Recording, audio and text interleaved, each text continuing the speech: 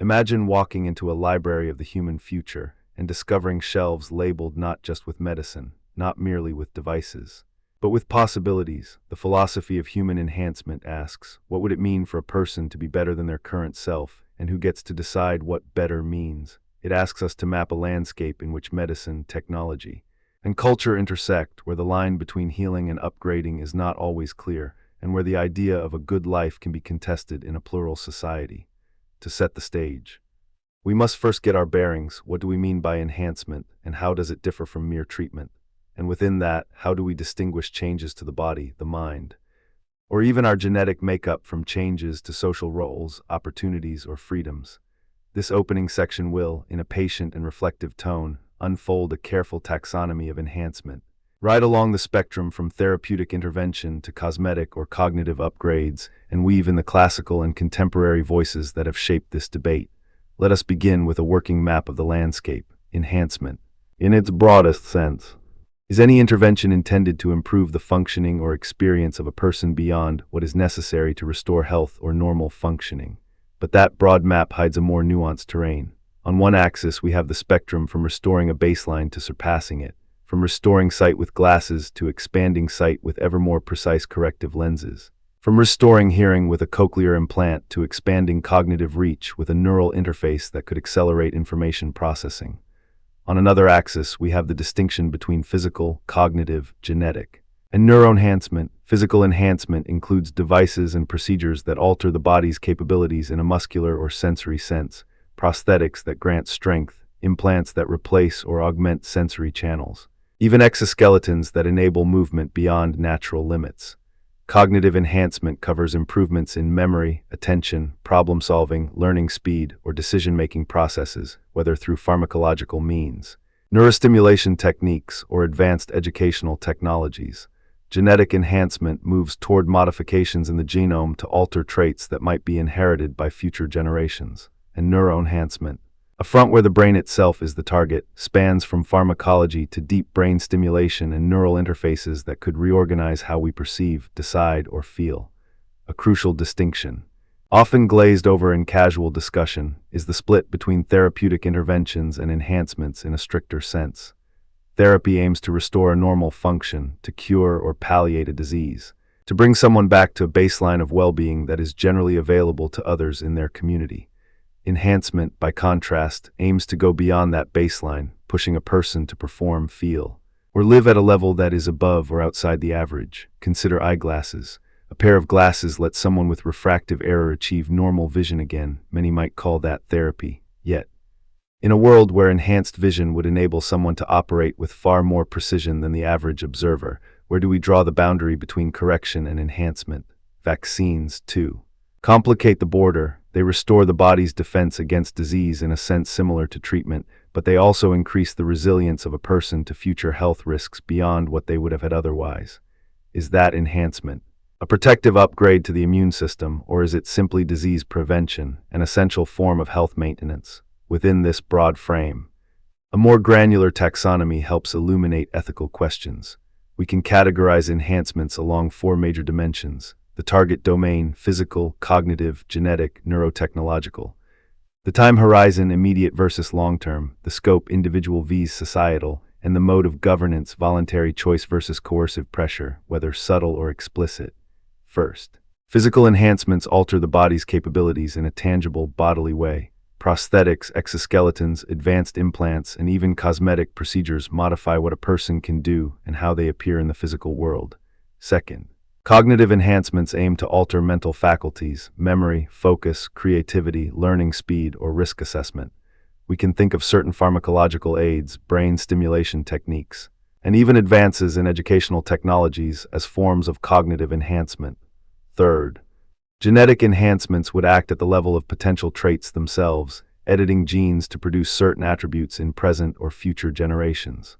Fourth, neuroenhancement targets the brain's functioning more directly, perhaps changing mood, motivation, or perception through neural interfaces, pharmaceuticals, or neuromodulation. We should also distinguish the personal from the political. The question, what counts as better, shifts when we move from the individual project of improving one person's life to questions about what makes society operate well. Here we encounter the distinction between individual enhancements, choices someone may freely make for their own well-being or flourishing, and societal improvements, public policies, education systems, and cultural norms designed to uplift or regulate groups. The difference matters because many ethical concerns intensify when enhancement becomes a social project: the risk of coercion, the risk of widening social gaps, and the way norms about the good life get enforced across a population. To talk clearly about enhancement, there are central questions that recur across traditions and debates. Is enhancement a legitimate extension of autonomy, the capacity to shape one's own life, or a dangerous drift toward commodification, where the measure of a person becomes their utility or market value? How do we distinguish enhancement from treatment, especially when both share the aim of improving health and well-being, and in a plural society with divergent values? What counts as better? Is it happiness, virtue, freedom, or some combination of capabilities and opportunities? These questions echo across centuries of thought. From classical ethical theories to contemporary debates about technology and human nature, let us turn to the philosophical currents most often brought to bear on these questions. The classical virtue tradition, exemplified by Aristotle, anchors a vision of flourishing or eudaimonia, while much has been debated about his exact accounts of happiness. The core insight remains: a good life is constituted by a rationally chosen activity in accordance with virtue. Flourishing is the result of habituated excellence rather than mere accretions of power or capacity. Aristotle's phrase that the good for man is an activity of the soul in accordance with virtue provides a touchstone for debates about enhancement. If enhancement is to contribute to flourishing, it must be integrated into a life oriented by virtue, not merely the satisfaction of increased performance. In the Kantian tradition, autonomy and moral law shape the frame for evaluating enhancement. Kant insists that we treat humanity, whether in ourselves or in others, as an end in itself and never merely as a means. This injunction raises concerns about how enhancement technologies might instrumentalize persons, reducing them to vehicles for improved performance or economic value. If a form of enhancement becomes a tool through which one is exploited or coerced, from a Kantian perspective, it loses ethical legitimacy. Autonomy is not simply about having options, it is about recognizing and respecting the moral worth of every person. Utilitarian and consequentialist perspectives, particularly as formulated by Mill, push us to weigh aggregate happiness and the balance of outcomes. J.S. Mill's maxim, actions are right in proportion as they tend to promote happiness, wrong as they tend to produce the reverse of happiness, invites us to evaluate enhancements by their consequences for well-being, not merely by their novelty or desirability to a subset of individuals, but in a plural society. What counts as happiness for one person may be deeply at odds with another's concept of the good. The utilitarian project risks riding roughshod over minority rights or divergent values if it grounds legitimacy solely in aggregate welfare. This tension becomes particularly salient in the context of enhancement, where societal adoption could be driven by cost-benefit calculations or popularity, potentially marginalizing those who do not wish to participate. A more contemporary, capability-centered lens comes from Martha Nussbaum and Amartya Sen. The capability approach shifts the focus from what people have or can do in a narrow sense to what they are actually able to be and to do, their real opportunities to live the lives they have reason to value. In this frame, enhancement debates gain texture. Do enhancements expand or restrict the freedom to choose among valued life paths? Do they enhance fundamental capabilities such as health, bodily integrity, education, and social participation? Or do they risk imposing new barriers or norms that disfavor those without access to technologies or without social permission to use them? The debate is also energized by pro-enhancement proponents who argue for a forward-looking moral obligation to use available technologies to prevent harm, reduce suffering, or expand human flourishing. Nick Bostrom and Julian Savulescu are among the most prominent voices in this camp. They push readers to consider not only what is permissible, but what is morally prudent and sometimes morally obligatory in the face of powerful technologies. Their arguments are often framed as a defense of patient autonomy in a broader, quasi-optimistic vision of human potential, yet they invite counterbalance from critics who worry about hubris, unintended consequences, and the social costs of widening inequality. The critique of hubris and commodification, most famously associated with Michael Sandel, questions whether the drive to enhance reflects a deepening belief that mastery over nature and body is the ultimate good, or whether it risks eroding humility, moral solidarity, and the acceptance of human limits. Sandel's critique emphasizes the moral and civic implications of turning human abilities into market-facing commodities or objects of normalizing competition. The concern is not simply about the abundance of choice, but about the shape of that choice. What is the good life when capacities are engineered to fit a market logic? And then there is the critical edge from disability studies, which challenges narrow narratives of improvement by foregrounding lived experience, social barriers, and accessibility. Disability perspectives invite us to ask whether enhancement stories might implicitly invite a normative ideal of normal, able-bodied life, a standard that marginalizes those who do not or cannot participate in certain enhancements.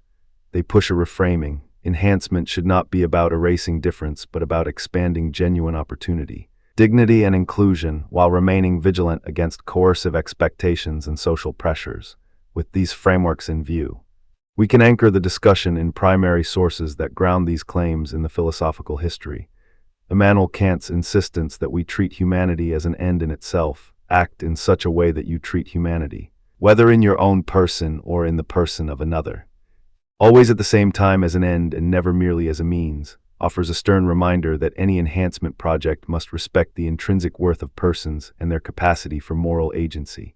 It challenges reductions of persons to their functional enhancements or to a price tag on their improved performance. Then there is Aristotle, who teaches us to think about flourishing as more than heightened performance. It is the realization of rational virtue in the craft of living well. The good life, in his account, is not simply a longer or stronger life, but a life governed by practical wisdom and a consistent harmony of virtue and reason. On the utilitarian side, Mill supplies a blunt, accessible standard for evaluating social consequences. Actions are right in proportion as they tend to promote happiness, wrong as they tend to produce the reverse of happiness. This line invites us to weigh enhancements by the balance of benefits and harms to all affected, not merely to the few who can access them. It also prompts a crucial caveat. The definition of happiness is contested, culturally specific, and sometimes contested within communities. Thus, a purely utilitarian calculus can, without guardrails, grind individuals into aggregates, and the capability approach, as articulated by Sen and developed by Nussbaum, reframes the question from what we can do or what we have achieved to what we are able to do and be. Sen's memorable statement, "Development consists of the removal of unfreedoms," foregrounds that a just society should widen the space in which people can pursue their own meaningful lives. Nussbaum's articulation of capabilities, what people are actually able to do and to be, pushes enhancement debates toward concrete, real opportunities. The aim is not merely to maximize performance or health in abstraction, but to secure substantive freedoms that enable a person to participate in political, social, and cultural life with dignity. This is where the real-world examples begin to illuminate the philosophical terrain. Eyeglasses and vaccines stand as early and widely accepted forms of enhancement, yet they reveal the subtle tensions between restoration, prevention, and improvement. Eyeglasses restore vision so that a person can function in the same way as someone with good vision, aligning with liberal aims of autonomy and opportunity. They remove an impediment to the exercise of reason, learning, and participation in civic life. Vaccines do more than repair. They prevent harm, stabilize communities, and enable people to pursue education, work, and social relationships with reduced risk. In both cases, what counts as better often aligns with restored capacity rather than an extravagant leap beyond natural limits. Yet even these once basic interventions reshaped social expectations. If everyone has or can have better sight or greater immunity, then what about those who lack access due to cost, geography, or political oppression? Here we glimpse the policy and justice questions foregrounded by Sen and Nussbaum. Enhancement becomes entangled with distribution, rights, and social justice. Modern technologies offer more challenging exemplars. Cochlear implants and advanced prosthetics represent tangible steps toward augmentation and redefinition of what it means to hear or to move. For a person who was profoundly deaf, a cochlear implant can restore a sense that has been absent. For others, it may be a matter of increasing the fidelity and richness of a sensory experience, enabling new ways of connecting to the world. Prosthetics, bionic arms or legs, neural-controlled devices. Tactile feedback reshape not only what a person can do, but also how they are perceived by others and how they perceive themselves. These technologies force us to confront a set of interrelated questions. To what extent do these devices expand autonomy and participation in social life? Do they create new forms of dependence on devices or institutions? Do they risk reintroducing a stigma or a new hierarchy of ability? And at the societal level, how should we address the cost, accessibility, and ethical deployment of such technologies? Let us turn to two concrete counterarguments that loom large in this debate. The first is about social inequality and coercive pressure. The worry is that enhancement technologies, even when individually voluntary, may collectively create an environment in which those who lack access or cannot afford upgrades become increasingly disadvantaged. If society begins to prize a higher baseline of performance, speed, memory, resilience, there is a risk of subtle coercion. Not to enhance, in some contexts, could be to opt out of social participation, career advancement, or even civic engagement. The fear is that a latent or explicit norm could be established in which better becomes a de facto requirement. Not a personal choice. We must examine whether any enhancement regime, even one built on individual consent, transforms consent into a shield that hides a deeper set of social pressures. This line of inquiry resonates with Sandel's critique of hubris and commodification. What happens when the market or the tech industry becomes the architect of moral norms, when a norm of enhancement becomes a social expectation? It can reframe questions of autonomy into questions about social obligation and economic capacity. The second counterargument concerns authenticity and human dignity in the face of a tech-driven norm. As technologies promise to refine our abilities, there is a fear that the very idea of a human life could be reinterpreted as a project of optimization, reducing the human experience to performance, efficiency, or measurable outcomes. The worry is not merely about individuals who choose to enhance, but about the social atmosphere that accompanies enhancement.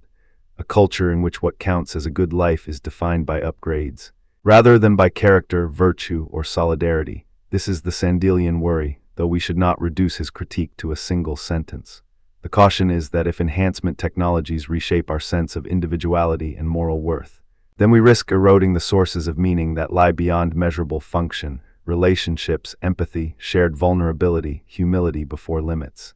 In a plural society, where people hold divergent accounts of what constitutes a flourishing life, the risk of coercive normalization intensifies.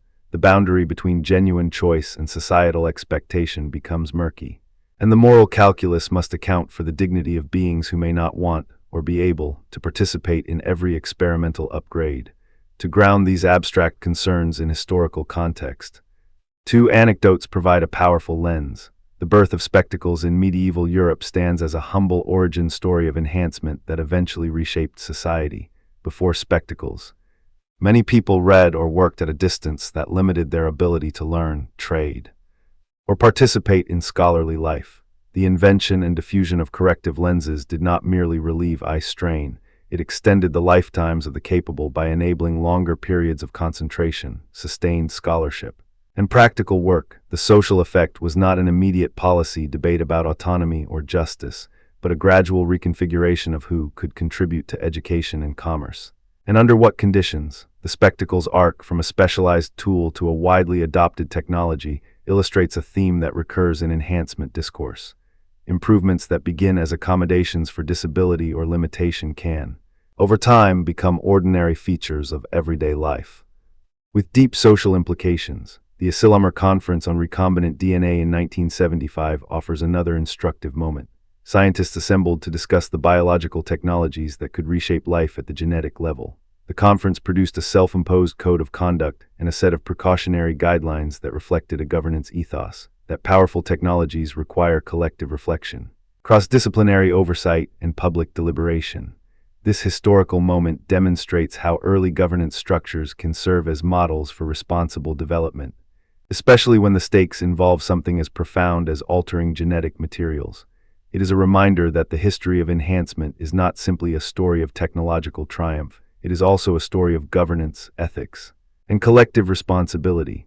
The Asilomar ethos, caution balanced with curiosity, shows that a thoughtful, inclusive process can guide progress while protecting vulnerable values, institutions, and communities. Two more threads, transhumanism and disability studies, help illuminate the broader horizon of the conversation. Transhumanism, as a philosophical and cultural project, invites a bold ambition to use science and technology to transcend human limitations, perhaps approaching the boundaries of what it means to be human. Its advocates, including Bostrom and Savulescu, argue that enhancements could expand freedom, reduce suffering, and unlock extraordinary capabilities. And they sometimes push toward positions that treat enhancement as an obligation in some contexts. But the transhumanist pursuit also invites critical scrutiny. What vision of the person and what kind of society does such a project presuppose? What frames moral obligation when technologies rapidly scale? And who is empowered to steer that scale? Disability studies enter the conversation with an emphatic counter-narrative. Rather than viewing disability purely as deficit to be overcome, it foregrounds social structures, accessibility, and inclusive design. Disability studies remind us that the value of an intervention cannot be judged in isolation from who is included or excluded, how communities are organized, and what it means to live well with difference. The challenge becomes less about necessarily achieving a universal upward curve of enhancement and more about expanding genuine opportunities, ensuring informed consent, and avoiding coercive expectations that pressure people to conform to a narrow standard of normality. In this sense, enhancement debates intersect with questions of justice, representation, and the politics of the body. Against this tapestry of ideas, we can consider the interplay of arguments and counterarguments with real-world cases and ethical theories. An important move is to examine cases side by side with classical theories to see how they illuminate or challenge each other. For example, if we view glasses through the lens of autonomy, we might say, glasses restore an individual's capacity to think, learn, and participate in civic life by removing a barrier to perception. From a virtue ethics perspective, wearing glasses can be seen as a rational choice that fosters practical wisdom by enabling accurate observation and reflection. If we ask the same question through a Kantian lens, the story becomes about respecting the patient's capacity for rational choice and ensuring the intervention does not instrumentalize the person or undermine their dignity. The same multifaceted approach can be applied to vaccines, cochlear implants, and prosthetics. Let us now embed some primary source anchors within this narrative. Kant's imperative can be invoked to remind us of the moral dimension of enhancement choices. He writes, "Act in such a way that you treat humanity, whether in your own person or in the person of another, always at the same time as an end and never merely as a means." This line asks us to consider whether a technology treats persons as ends in themselves or reduces them to means for achieving some other aim, be it market success, utility, or the gratification of power. It is a call to ensure that the pursuit of improvement never erases the moral status of the person whose life is being altered. From Mill, we hear a robust, outcome-focused standard. Actions are right in proportion as they tend to promote happiness, wrong as they tend to produce the reverse of happiness. This remains a compelling yardstick for policy design and personal choice alike. Any enhancement program, whether voluntary or mandated by institutions, should be evaluated by how it changes the overall balance of happiness, pleasure, or well-being across all affected lives. Yet Mill's framework also warns us of the dangers of imposing a single metric of happiness in a plural society. What counts as happiness for one group may come at the expense of another, and the aggregation of preferences may mask considerable inequalities or injustices. Aristotle's account of flourishing provides a normative horizon that resists reduction to mere performance metrics. The good life is an activity of the rational soul in accordance with virtue. It is cultivated through habituation, education, and the development of practical wisdom. When we translate this into the language of enhancement, we must ask, does an intervention contribute to the cultivation of virtue and rational agency? Or might it distort the balance of character, weigh down the soul with external goods, or foster a culture that prizes speed over discernment? In this sense, enhancement is not merely a technical problem. It is a problem of what kind of life we are forming, and what kind of person we want to become. On the capability approach, Sen's insistence that development consists of the removal of unfreedoms offers a yardstick for evaluating structural fairness. A society that ensures widespread access to health technologies, education, or disabilities accommodations may expand people's real freedoms, enabling them to participate more fully in social, political, and economic life. Conversely, if enhancements deepen the divide between those who can participate and those who cannot, they may erode fundamental capabilities and undermine the very fabric of social justice. Nussbaum's elaboration of this framework pushes us to think about the specific capabilities that matter most in a life of dignity, health, bodily integrity, practical reason, affiliative relations, and political agency, among others. when we examine new technologies against these capabilities. We gain a critical perspective on which innovations help people achieve meaningful life outcomes and which threaten to widen the gap between the flourishing of some and the marginalization of others. We should also locate contemporary arguments within the broader discussions of transhumanism and disability studies.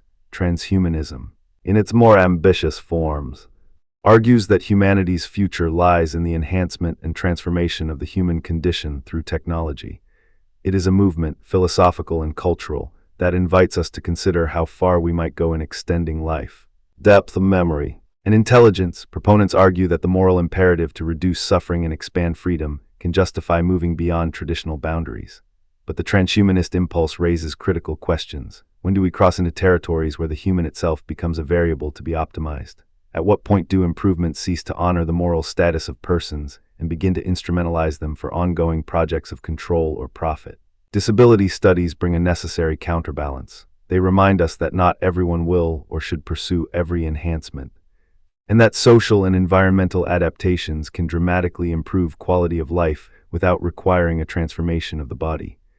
They push us to ask whether enhancement discourse sometimes presumes a default normalcy that erases the value of difference, and whether the real work of social justice lies in removing barriers and expanding access rather than pushing for a universal upgrade. The disability critique invites humility, reminding us that the path to flourishing is not a straight line of improvement for all, but a complex social design that respects diversity of bodies, minds, and experiences. To summarize the core threads that will be carried forward through the course of the video, enhancement is a spectrum, not a single thing. It includes concrete, observable technologies, glasses, vaccines, cochlear implants, prosthetics, and extends into more speculative future possibilities such as genetic edits or neural interfaces that modify cognition. It raises deep questions about autonomy, justice, dignity, and the meaning of the good life in a plural world. It invites engagement with classical ethical traditions, Aristotle's virtue, Kant's autonomy, Mill's utility, Sen and Nussbaum's capabilities, as well as modern debates sparked by transhumanism and disability studies. It asks how to balance individual choice with collective responsibility, how to recognize genuine opportunity while guarding against coercive expectations, and how to respect the dignity of every person even as we pursue new capacities for ourselves and for society. If we pause here, we can see that the foundational work of this section is to establish a shared language and a framework for critical inquiry. We have a taxonomy to guide us, distinguishing domains: physical, cognitive, genetic, neuroenhancement, identifying scales individual vs societal, and recognizing the spectrum from restoration to improvement. We have a compass in moral theory: autonomy and dignity, Kant; flourishing, Aristotle; consequences for happiness, Mill; and the expansion of real freedoms, Sen and Nussbaum. We have a set of central questions to recur in later sections. Is enhancement a legitimate extension of autonomy, or a dangerous drift toward commodification? How do we distinguish enhancement from treatment?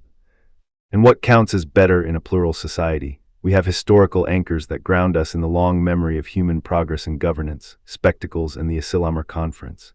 And we have the promise and caution of two powerful voices in the contemporary era: the transhumanist impulse toward limitless possibility and disability studies' insistence on inclusion, accessibility, and the moral significance of social arrangements. We now hold a map in the mind. In the next sections, we will zoom in on particular case studies, examine a richer set of arguments, and confront the questions with more granular analyses. We will return to the key thinkers, Bostrom and Savulescu, as proponents who emphasize autonomy, possibility, and sometimes obligation; Sandel as a critic who worries about hubris and moral economy, and the capability theorists who insist that the true measure of enhancement lies in enabling real human life to flourish. We will interweave historical anecdotes with contemporary developments, and we will hold in tension the two counterarguments that keep this debate honest: the risk of deepening social inequality and coercive norms, and the worry that authenticity and dignity may be compromised under the pressure of constant optimization. Before we proceed, I want to linger with two primary source moments that anchor our orientation in a concrete way. Kant's maxim about treating humanity as an end recalls a deep ethical truth: the person is not a tool in a larger project of progress. The line, "Act in such a way that you treat humanity, whether in your own person or in the person of another, always at the same time as an end and never merely as a means," is not a retreat from technological enthusiasm. it is a reminder that any project of uplift must respect the inward dimension of moral agency.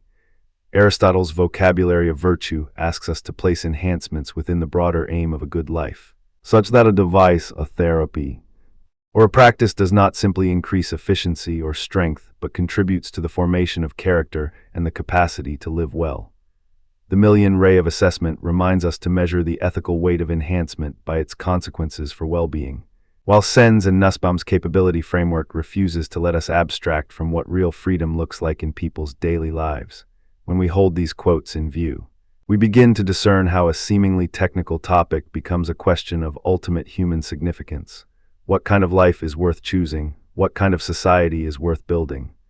And who counts as a bearer of moral worth while we navigate the technologies that promise to change us?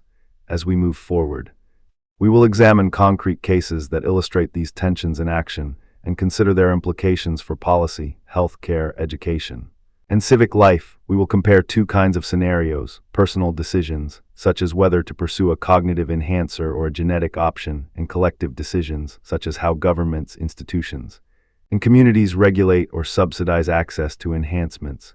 We will also continue to weave in the cross-references to the broader transhumanist project and disability studies perspectives.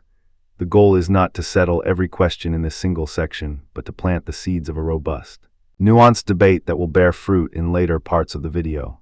We aim to cultivate a stance that is patient, reflective, and historically informed, one that recognizes the powerful allure of enhancement while remaining vigilant about the moral, social, and political costs that any path toward greater capacity might entail. In closing this stage of the discussion, I invite you to contemplate a few provocative questions you can carry forward. If enhancement technologies become more accessible and more integrated into everyday life, what would it take to ensure that the central human values, autonomy, dignity, justice, and the freedom to participate in shared life, are not overshadowed by the lure of optimization? If a society grows accustomed to upgrades, what kinds of institutions and norms would we need to safeguard the diverse ways in which people live well? Given that flourishing has many legitimate forms, and how do we responsibly balance the impulse to expand capabilities with the obligations we owe to those who will bear the costs, whether financial, social, or psychological? Of those expansions, take a moment to reflect on the images we have invoked: the glasses that restore sight, the vaccines that restore health, the cochlear implants that open a channel to sound, the prosthetics that extend reach, the surgical and genetic frontiers that promise to redefine possibility. Each carries with it a set of moral questions and a footprint of social consequences. In the next sections, we will examine these images in more detail, mapping additional case studies, sharpening the ethical tools, and tracing how broad philosophical commitments translate into concrete policy proposals and cultural expectations. The landscape remains vast, and our inquiry is only beginning. But with the map laid out, the compass in hand, and the primary sources in view, we can proceed with deliberate care, listening to the voices of the past as we listen to the voices of the present, and asking again and again what it means to live well in a world where enhancement is no longer a distant dream but a real possibility. If you have a moment, listen to these words as they echo through the sections we'll explore next. Kant reminds us of the inalienable dignity of persons. Mill grounds the inquiry in the search for the greater happiness that respects the common good. Aristotle invites us to see flourishing as a living practice shaped by virtue. Sen and Nussbaum push us to test all proposals against the reality of people's concrete freedoms and opportunities. And across all these voices, the history of spectacles and the governance of recombinant DNA remind us that human improvement has always carried with it responsibility, caution, and a perpetual call to ask what counts as the good life when technologies redefine the boundaries of possibility. This is the setting stage for the philosophy of human enhancement, a place to pause, listen, and think deeply about what it would mean to become more fully human. Together and with care, imagine waking to a quiet morning and asking a question that seems straightforward but keeps unfurling into a maze as you follow its implications. What counts as an enhancement? Is a tweak to make someone taller just a cosmetic improvement, or a form of enhancement that crosses a line into something ethically distinct from therapy? Is a drug that sharpens focus for a student a medical intervention, a cognitive aid, or a social instrument that nudges performance beyond the ordinary? The questions are not merely semantic. They reach into our deepest commitments about what counts as health, what counts as a good life, and how we ought to wield the tools we have created. In this segment, we will explore the definitional boundaries that separate enhancement from therapy, cure, or augmentation. And we will try to build a framework sturdy enough to navigate real-world claims without collapsing under the weight of novelty. To begin, I want to offer a practical framework for evaluating claims about enhancement. It isn't a single test, but a composite lens that helps us see where a claim sits in the moral terrain. We can structure this framework around 3 dimensions: scope, modality, and intention.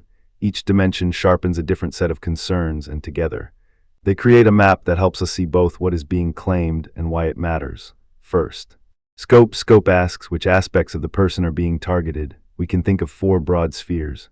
Physical scope asks whether the intervention alters biological or bodily traits, height, muscle strength, immune response, metabolic rate, or sensory capabilities. Cognitive scope asks about changes to perception, memory, attention, learning ability, problem-solving speed, or creative imagination. Emotional scope probes mood, affect regulation, empathy, resilience, or the steadiness of temperament. Moral scope asks whether an intervention intends to modify values, motivations, or ethical dispositions, whether one aims to uplift virtue, reduce susceptibility to corruption, or perhaps reframe what counts as a right or wrong action.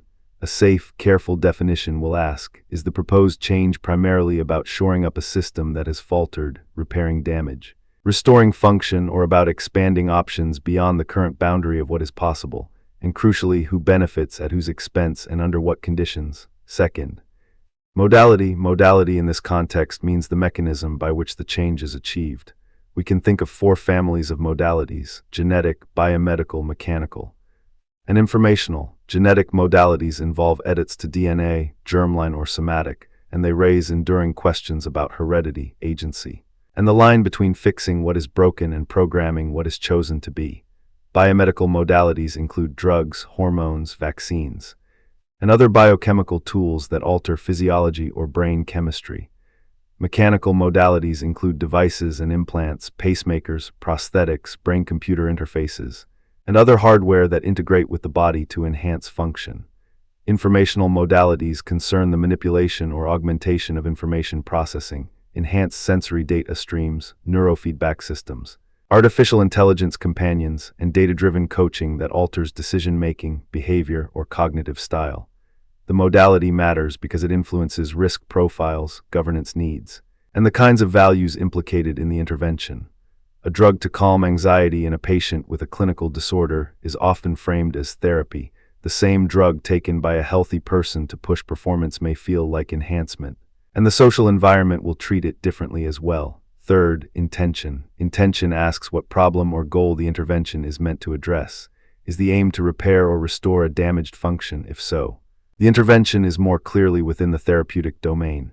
Is the aim to expand capabilities beyond our current human limits? If so, we cross into territory that invites questions about enhancement, uplift, or augmentation.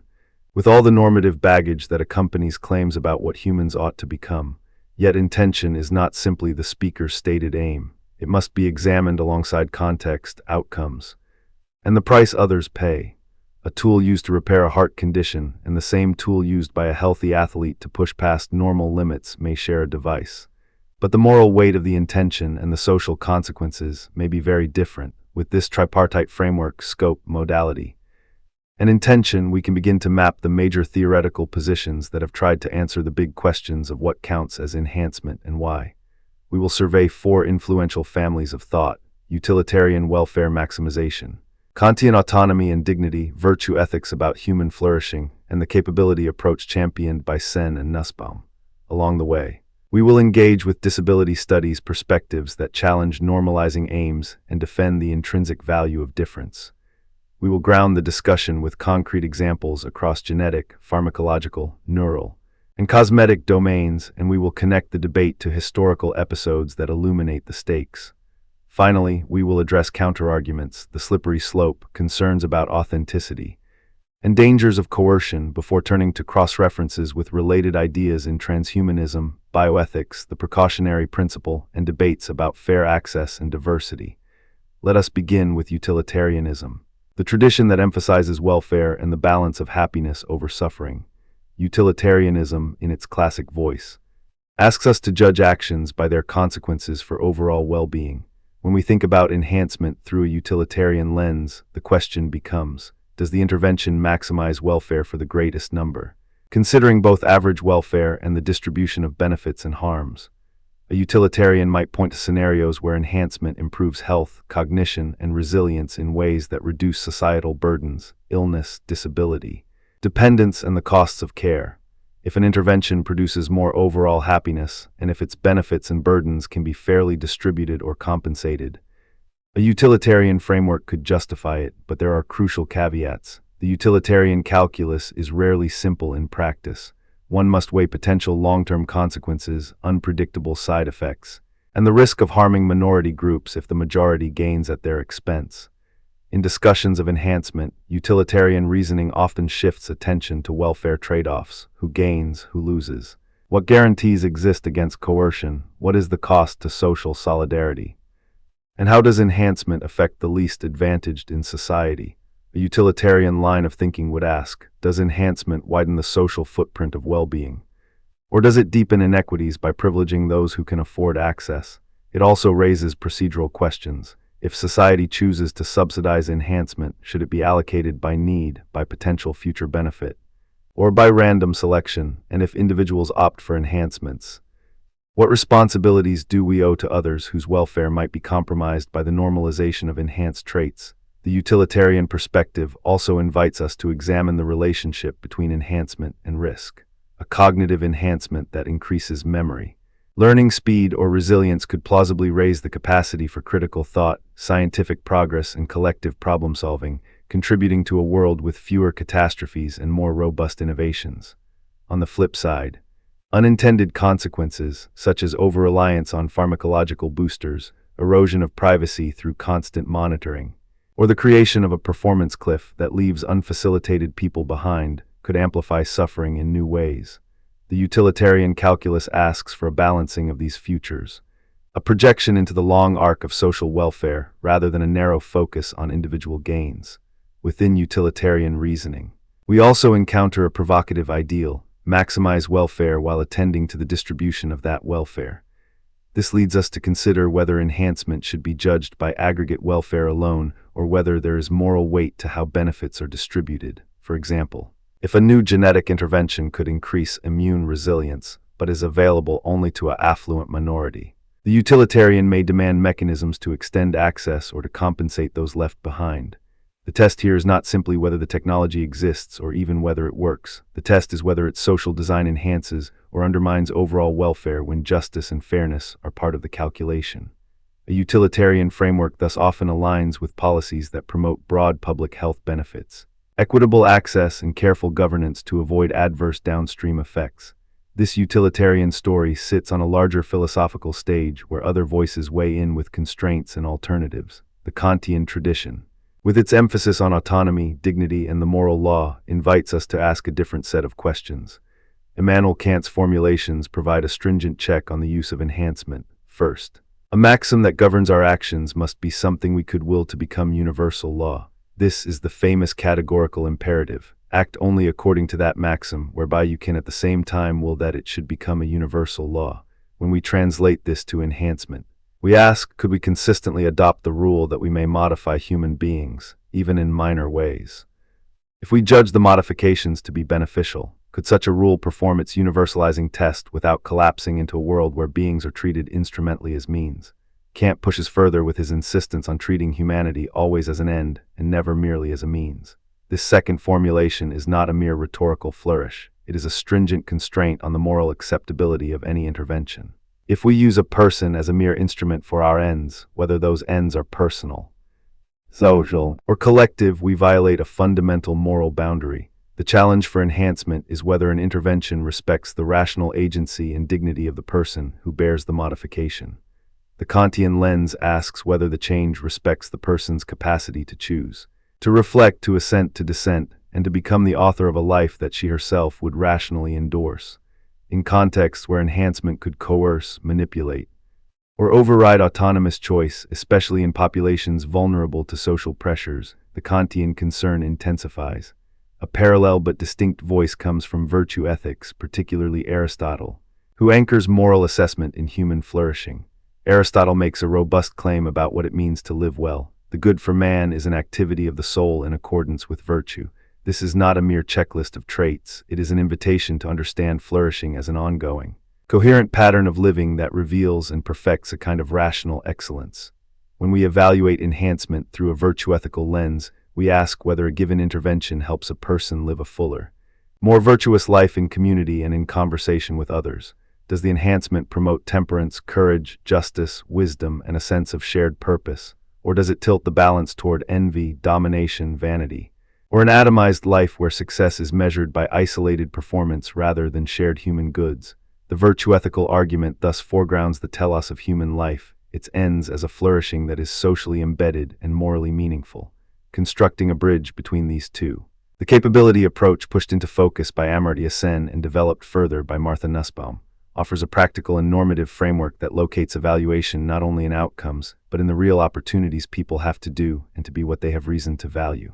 The capability approach asks us to measure what people are able to do and to be, the genuine possibilities for a person to live a life they value.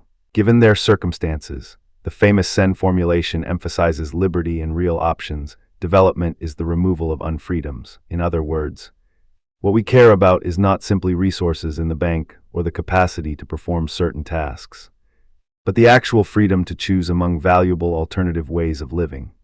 This approach is especially persuasive in debates about enhancement because it shifts the focus from a narrow medicalized notion of health to a robust catalog of human capabilities, enjoying good health, maintaining bodily integrity, engaging in practical reason, having the ability to form and pursue plans, and participating in social life with dignity.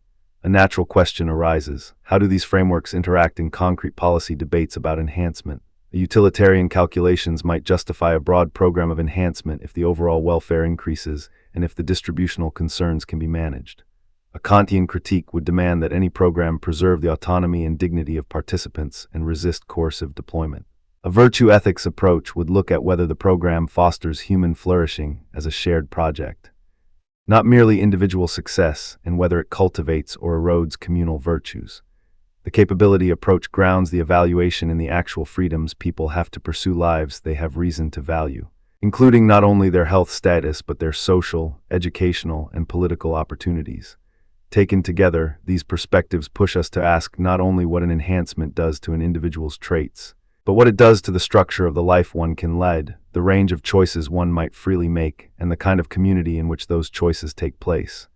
As we move from theory to practice, it becomes important to engage with disability studies perspectives that challenge the normalization project that often accompanies enhancement discourse. Disability studies has historically questioned the assumption that normal, bodily, and cognitive functioning should be the template for social life.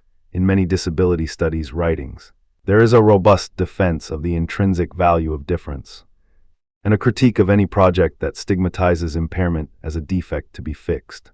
The challenge is to recognize that society structures itself around narrow norms of ability and efficiency, and that those norms can exclude or subordinate people whose bodies or minds work differently.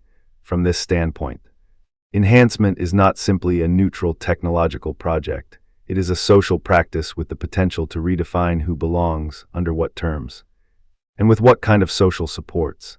Disability theorists argue that value and dignity are not exclusively tied to the ability to perform within a given rational or physical standard. They invite a reframing. Difference can be a resource, diversity a strength, and human variation a resource for adaptation and creativity. Some scholars emphasize the social model of disability, which locates disability not solely in the impairment, but in the mismatch between bodies and environments. If we design environments with inclusive norms, accessible technologies, and universal design, we can reduce the need for certain forms of fixing while preserving respect for autonomy. The challenge to enhancement discourse, then, is to resist the normalization impulse that equates health with worth, capability with virtue, and success with conformity. It is a moral caution against letting the rhetoric of improvement slide into a claim that those who are less enhanced are less fully human. In this light, the disability studies critique does not deny the potential benefits of enhancements.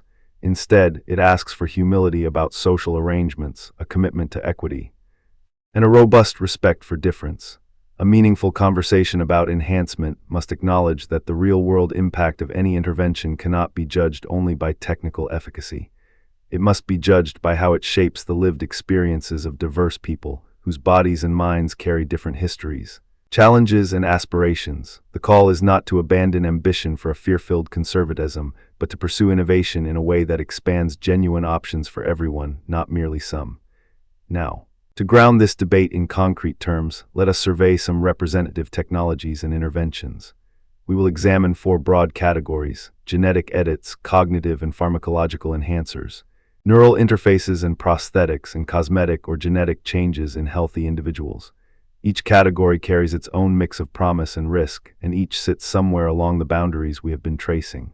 First, CRISPR-based genetic edits intended to enhance traits.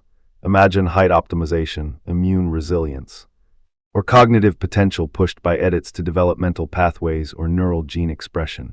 The allure is obvious. If we could tilt the scales in favor of a sturdier immune system, faster information processing, or more robust growth, we might reduce the burden of disease and expand what a human being can be. Yet the moral terrain is equally intricate. Genetic modifications with lasting heritable effects raise questions about consent across generations, the potential for unintended off-target effects, and the possibility of a new form of social stratification where the enhanced are not merely advantaged but advantaging systems that warp access and opportunity.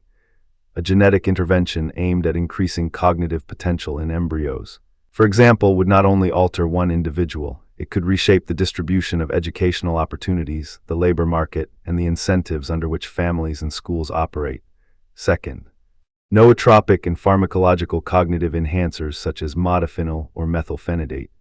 These substances are already used by some students and professionals seeking sharper attention, longer endurance, or steadier focus. The ethical questions here are particularly thorny because the line between therapeutic and enhancement can be thin and fluid.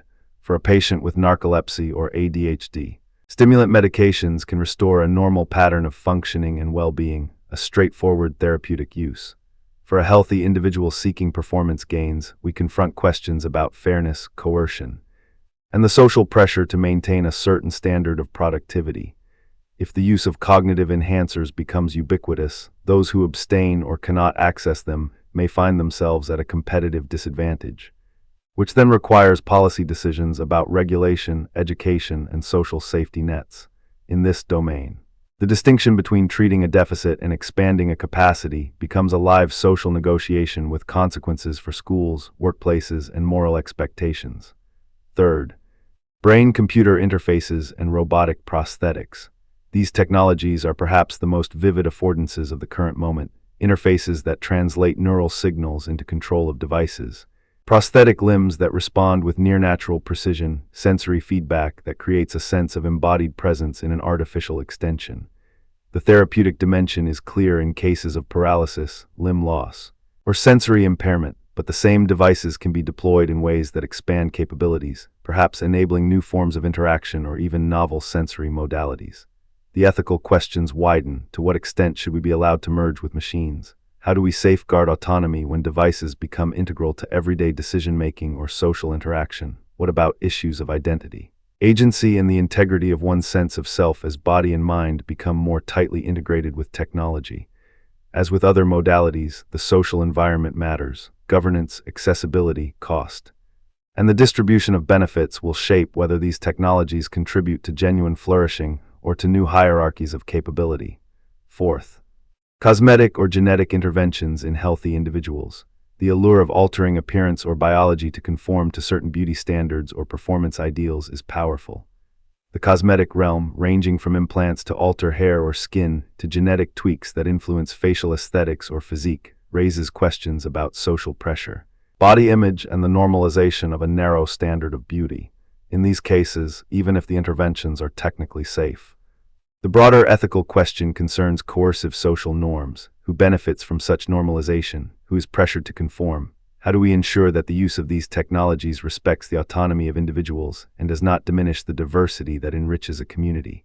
Historical anecdotes help illuminate what can go wrong when boundary lines blur, and they offer cautionary lessons about governance, consent, and the social price of experimentation. First, The eugenics era provides one of the most cautionary tales in modern history. Eager to engineer a society free of hereditary defects, eugenic programs sought to control reproduction, often through coercive, dehumanizing means. The moral failures of the eugenics projects are widely recognized today. They rested on a simplistic, reductive understanding of human worth, valued people in narrow and biased ways, and violated the most basic commitments to autonomy and dignity. The lasting lesson is not that we should abandon the aspiration to improve human life, but that we must do so with humility, robust public engagement, transparent governance, and unwavering attention to human rights. Eugenics illustrates how easily the rhetoric of improvement can slide into coercion, discrimination, and a social order that treats difference as a defect to be eliminated rather than a variation to be accommodated. It is a stark reminder that advancement without justice can produce a social order that is worse, not better. For many, second, the 2018 Jiankui episode, The Creation of CRISPR-Edited Babies, stands as a dramatic, chilling reminder of uncertain boundaries and governance failures. He's there. Huang and the controversies around gene editing in human embryos. And the global moral outcry that followed, these events exposed not only the technical uncertainties and unpredictable pleiotropic effects of edits, but also the fragility of international consensus about what should be permitted and under what guidelines. The episode underscored how easily ambitious researchers can push past normative and regulatory limits, and it raised the urgent question of how to maintain robust, transparent oversight in a field moving at lightning speed. In the wake of that event, many scholars and policymakers called for stronger governance, clearer norms about consent and future autonomy, and more inclusive conversations about the kinds of futures we want to pursue. It wasn't simply a story about risk, it was a story about legitimacy, trust, and the social contract that binds science to the society it serves.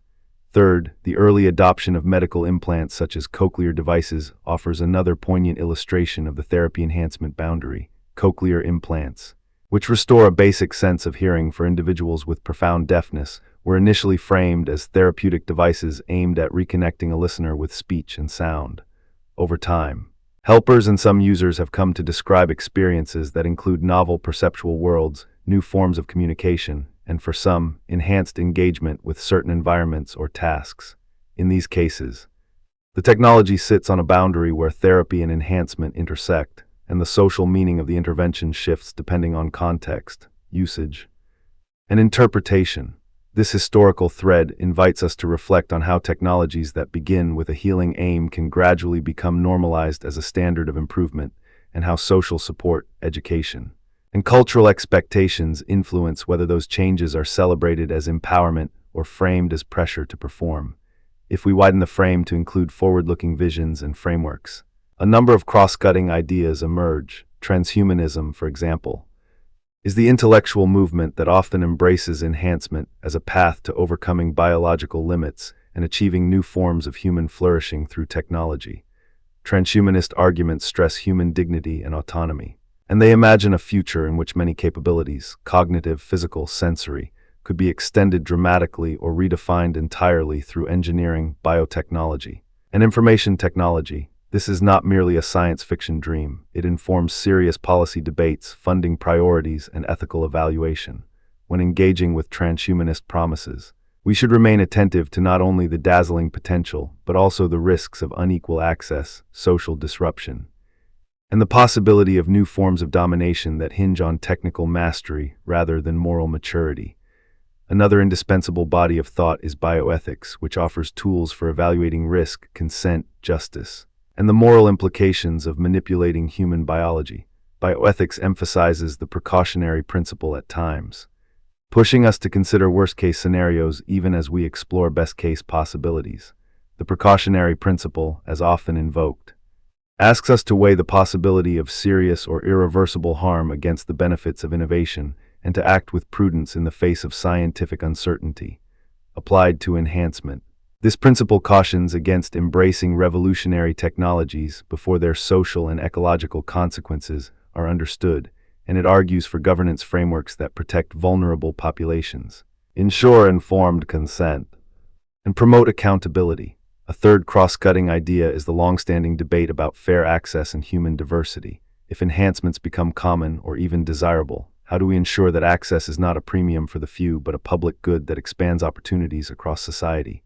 What obligations do we owe to those who cannot afford enhancements? How do we preserve the intrinsic value of human diversity, including cognitive styles, sensory modalities, and physical variations that have historically contributed to human resilience and adaptability?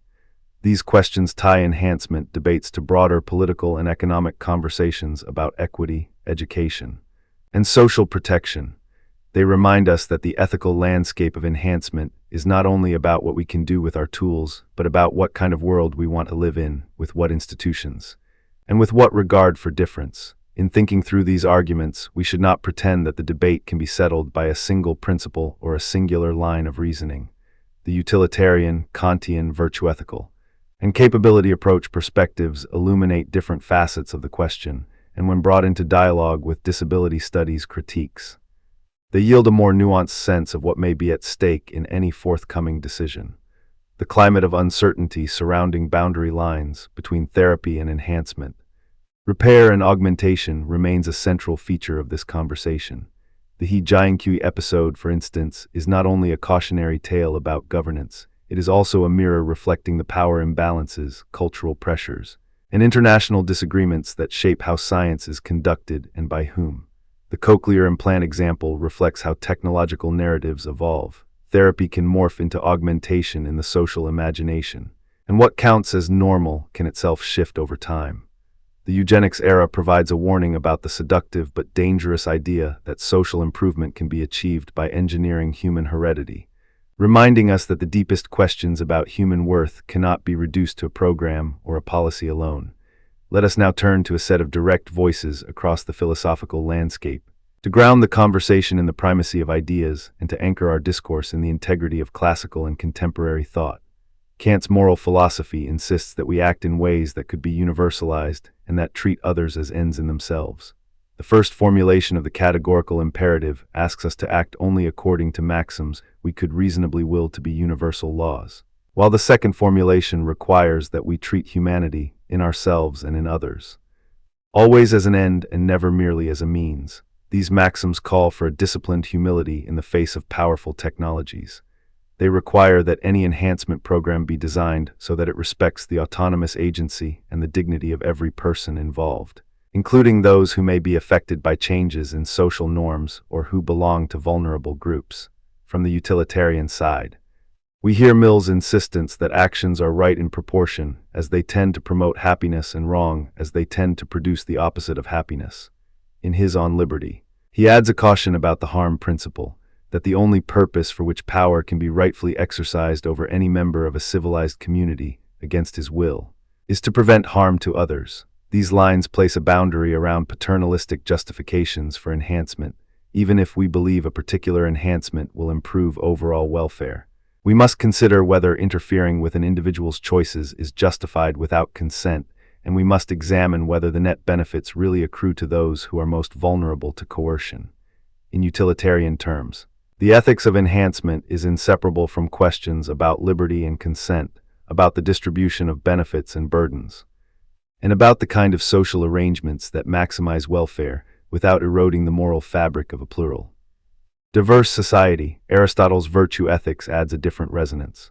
The claim that the good for man is an activity of the soul in accordance with virtue invites us to see enhancement not simply as a means to a measurable increase in performance or a reduction in disease, but as an invitation to cultivate character and to participate in a community of shared life. This arc encourages us to ask not only whether an intervention improves an individual's functional profile, but whether it fosters a way of living that is recognizably virtuous, marked by prudence, fairness, courage, and a sense of communal responsibility. The virtue ethics lens asks whether enhancement accelerates a path toward human flourishing that is intelligible to those who share our moral community, or whether it isolates individuals into new forms of self-importance, vanity, or reliance on instrumental ends. Sen's capability approach provides a practical compass for balancing these perspectives by focusing on real freedoms. Development, Sen tells us, is the removal of unfreedoms. The capability approach shifts the yardstick from functionings to the opportunities people have to pursue lives they value. This means we should attend to whether enhancements expand genuine choices, such as the ability to participate in education, to form meaningful relationships, to participate in civic life, to pursue a vocation, to engage with culture, to maintain health, and to sustain a sense of security. If an enhancement narrows the range of life options or creates new kinds of dependence on specialized technologies, it may be constrained by the capability framework even if it makes some functionings more efficient. The challenge, in a practical sense, is to design enhancement strategies that maximize not merely the height of a trait, but the breadth of a person's capabilities to shape a life they have reason to value. In a social world that remains open to many possible forms of living, these philosophical currents do not exist in isolation. They illuminate a set of core tensions that recur across cases: the tension between autonomy and social obligation, the tension between the possibility of self-improvement and the risk of social coercion, the tension between universalizable moral rules and the particularities of individual lives, the tension between the hope for a more capable humanity and the danger of reducing people to their measured outputs. When we consider real-world cases, from CRISPR edits to cognitive enhancers, from neural implants to cosmetic modifications, we must hold these tensions in view and navigate them with both critical caution and imaginative responsibility. Let us turn now to a set of explicit counterarguments that critics often raise against expansive enhancement programs. The first is the slippery slope concern. Minor tweaks accumulate into broad, perhaps unanticipated social engineering that reshapes norms, values, and institutions in ways that may be hard to reverse. The logic here is not that every small step necessarily leads to a disaster, but that the architecture of a social system can gradually harden into a pattern where normal is defined by enhanced performance, and those who deviate from that norm carry burdens of stigma, exclusion, or coercion. The risk is that a series of incremental changes quietly shifts the baseline of what counts as a good life, and once that baseline has shifted, it becomes increasingly difficult to resist more dramatic modifications. The precautionary instinct arises from the observation that once powerful technologies exist, social pressures, economic, political, peer-to-peer tunnel individuals toward uptake, whether or not the individual's own values align with the alteration. Second, concerns about authenticity and the threat to genuine achievement. If cognitive or physical capacities are augmented by external interventions, one might worry that achievements lose their integrity or become performances that rely on technological scaffolding rather than on personal development. The worry is not merely about bragging rights, it is about the moral significance of effort. The role of struggle and the sense in which mastery and virtue are demonstrated through the gradual, often imperfect, cultivation of capacity. If a person's improved performance is partially or primarily the result of a device or a chemical, does that undermine the idea of worthy achievement? The defense from the virtue ethics side might be that what matters is the cultivation of character in the context of one's life and community, and that enhancement can be integrated into a life of virtue if it serves a more complete flourishing rather than a hollow display of prowess. The utilitarian line would ask whether the enhancements maximize genuine well-being and whether the sense of achievement is tied to meaningful goals that the person has reason to value. Third, the danger of coercion and non-consensual enhancement in vulnerable groups. History provides sobering reminders that vulnerable populations are often targeted or manipulated in the name of public health, national security, or social order. If enhancements become so normalized that people feel compelled to participate to avoid disadvantage, the consent of the affected individuals becomes structurally compromised. The risk is especially acute for children, the elderly, people with disabilities, or populations subject to discrimination or surveillance. The Kantian concern about using persons as means becomes especially pressing in these contexts. Are individuals' autonomy and dignity respected? Or are they being pressed into enhancements that secure the interests of others, leaving the person themselves with a diminished sense of agency? The ethical answer is not to demonize technology, but to insist on robust safeguards, credible informed consent processes, community engagement, and ongoing scrutiny of how these interventions alter social relations and power dynamics. In light of these arguments, we can see how cross-disciplinary reflection, philosophical, ethical, social, legal, and political, becomes essential. The questions do not resolve themselves in a vacuum. They require careful attention to how technologies are designed, how decisions are governed, and how societies organize access and accountability. A robust approach to enhancement must balance the aspirational impulse to overcome limits with a sober recognition of vulnerability, justice, and the diversity that has always been a source of human strength. Before drawing this segment to a close, let me offer a few concrete reflections and practical considerations that may help viewers think more clearly about definitional boundaries in everyday life. First, when a claim of enhancement arises, ask 3 questions aligned with our framework: scope, modality, and intention. Which aspects of the person are targeted? What mechanism is used to achieve the change? What is the purpose of the intervention, repairing harm or expanding capacity? The more precise you are about these elements, the easier it becomes to compare competing claims, assess ethical risk, and imagine governance strategies that align with a robust sense of justice. Second, cultivate a habit of asking about social context. A technology does not exist in a vacuum. It travels through markets, education systems, family structures, legal regimes, and cultural expectations. An enhancement might be ethically permissible in one context but highly problematic in another. A universal standard is neither feasible nor desirable in many cases, but shared principles, consent, autonomy, fairness, and respect for dignity can help guide normative judgment across diverse circumstances. Third, give serious weight to the needs and voices of those who live with difference. Disability studies remind us that the human repertoire includes variations that contribute to resilience, creativity, and community. The aim of ethical enhancement should be to expand capabilities and options without erasing difference or pressuring anyone to conform to a narrow standard of normality.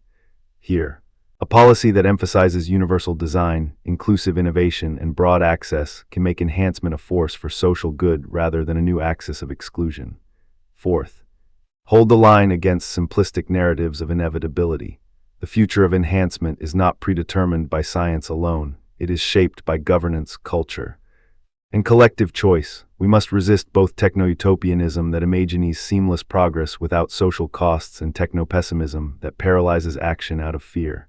Instead, we can adopt a prudent, hopeful stance, pursue research and development with transparent governance, robust safety nets, and channels for public deliberation about the kind of futures we want to inhabit. In closing, the definitional debates about what counts as enhancement illuminate something much larger about human life. They reveal our deepest commitments about what we owe to one another as moral agents within a shared society. We are confronted with questions that are not merely technical but sacred in their implications. What is the good life worth living? What does it mean to respect the autonomy and dignity of others? How can we design a future in which the benefits of human improvements reach all, not just a fortunate few? The answers will depend on a conversation that takes seriously the hard cases, the historical lessons, and the diverse ways people imagine a life worth living. They will depend on a society that does not shrink from difficult choices, but faces them with humility, openness, and a steadfast commitment to justice. As a final thread, we can draw cross-references to related ideas that illuminate the landscape beyond the immediate debate. Transhumanism's promises pose a provocative invitation to reimagine human limits and to consider new forms of life, consciousness, and social organization. Bioethics provides the safeguards, principles, frameworks, and procedures that help us weigh risks, protect rights, and ensure accountability in the face of rapid scientific development. The precautionary principle invites us to slow down in the face of significant uncertainty, asking not whether we can do something, but whether we ought to do it now. With whom and under what conditions?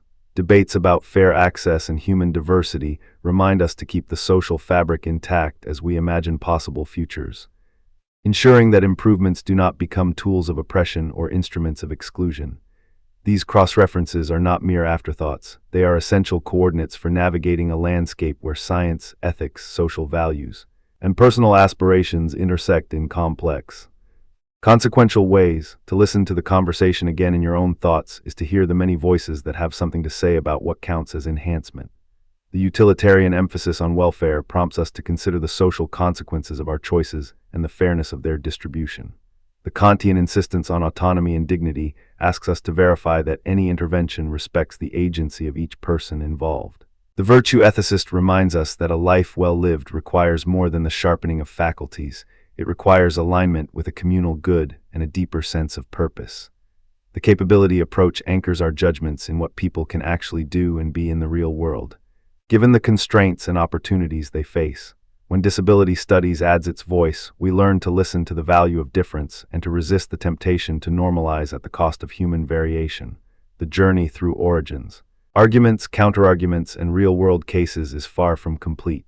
It continues in laboratories, clinics, classrooms, and policy forums around the world. It continues in the choices made by parents, patients, students, workers, and citizens who live with the everyday consequences of new technologies. It continues in the stories of people who experience the ordinary and the extraordinary in their bodies and minds, and in the questions they ask about what it means to be human in a time when the edges of human capacity seem to blur and extend in new directions. If you see the boundary lines shifting in your own life or your own community, you are not mistaken. The questions are real, and the stakes are high. The exploration of what counts as enhancement is ultimately a conversation about who we are and who we want to become together. It is a conversation about responsibility with ourselves, with each other, and with the future generations who will inherit the choices we make today. And if we listen with patience, speak with care, and design with prudence, perhaps we can guide the evolution of human capability in a way that honors the dignity of every person, embraces the richness of human diversity, and keeps open a future in which improvement serves the deepest goods of human life. Thank you for listening.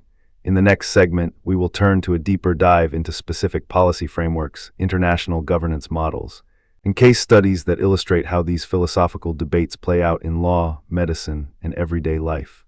We will continue to think aloud about the boundaries that shape our shared future, always returning to the core questions: what should count as an enhancement?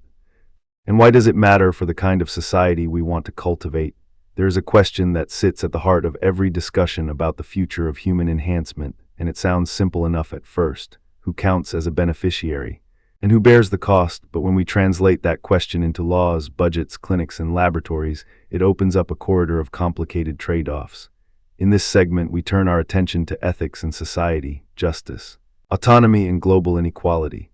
We WILL Chinese letter explore how enhancements, whether gene therapies, cognitive enhancers, neurotechnologies, or new medical interventions, reshape not only individual lives but the whole architecture of our social institutions. We'll ask who gains, who pays, and who decides what counts as a legitimate upgrade. We'll listen for the voices of Rawls and Nozick, then contrast them with Sen and Nussbaum, and then bring in Sandel to probe the moral limits of markets in human traits. We'll travel through historical milestones, real-world cases, and policy debates, and we'll end with a vision, not of a destiny dictated by technology, but of a society that negotiates fairness, autonomy, and dignity with creativity, humility, and a sense of responsibility to the vulnerable. Let us begin with origins, not just in the lab, but in the long arc of political thought about what it means to live a good life together. The language of enhancement as a public project did not spring from a single breakthrough in a biotech lab. It grew out of a century of tension between medicine's promise to heal and society's warnings about power. In the early 20th century, the shadow of eugenics loomed large, an era when the idea of improvement was often pursued through coercive state policies and medical dogma rather than by voluntary choice or universal dignity. The contrast could not be starker. On one side, there were patient-centered hopes, new vaccines, better treatments, the possibility of alleviating terrible suffering. On the other side, there were social experiments that conflated public health with social control, often targeting the most vulnerable in ways that violated basic autonomy and equality. The field of genetics, once seen as a quiet, objective science of heredity, was quickly entangled with questions of who ought to be enhanced, who ought to suffer, and who should decide. From the vantage point of philosophy, we can read this tension as a prompt to rehearse two overlapping frameworks that still shape our debates. On one hand is the classic liberal egalitarian line, which asks, how can we design institutions that respect individual liberty while ensuring fair opportunities for all? On the other hand is the libertarian worry: if people can freely accumulate advantages by upgrading their bodies or minds, could a market-driven system simply reproduce or deepen existing inequalities? These lines are inhabited by several thinkers who have become anchors in contemporary discussions. John Rawls, for instance, invited us to imagine a society from behind a veil of ignorance, where principles of justice are chosen without knowing one's own place in the social order. His claim that justice is the first virtue of social institutions, as truth is of systems of thought, is not a mere slogan. It is a call to ensure that institutions, health care, education, the distribution of scarce resources, are arranged in a way that respects basic liberties and minimizes the excesses of natural or social luck. Rawls's difference principle requires social and economic inequalities to be arranged so that they are to the greatest benefit of the least advantaged. if we operationalize enhancement in a Rawlsian register.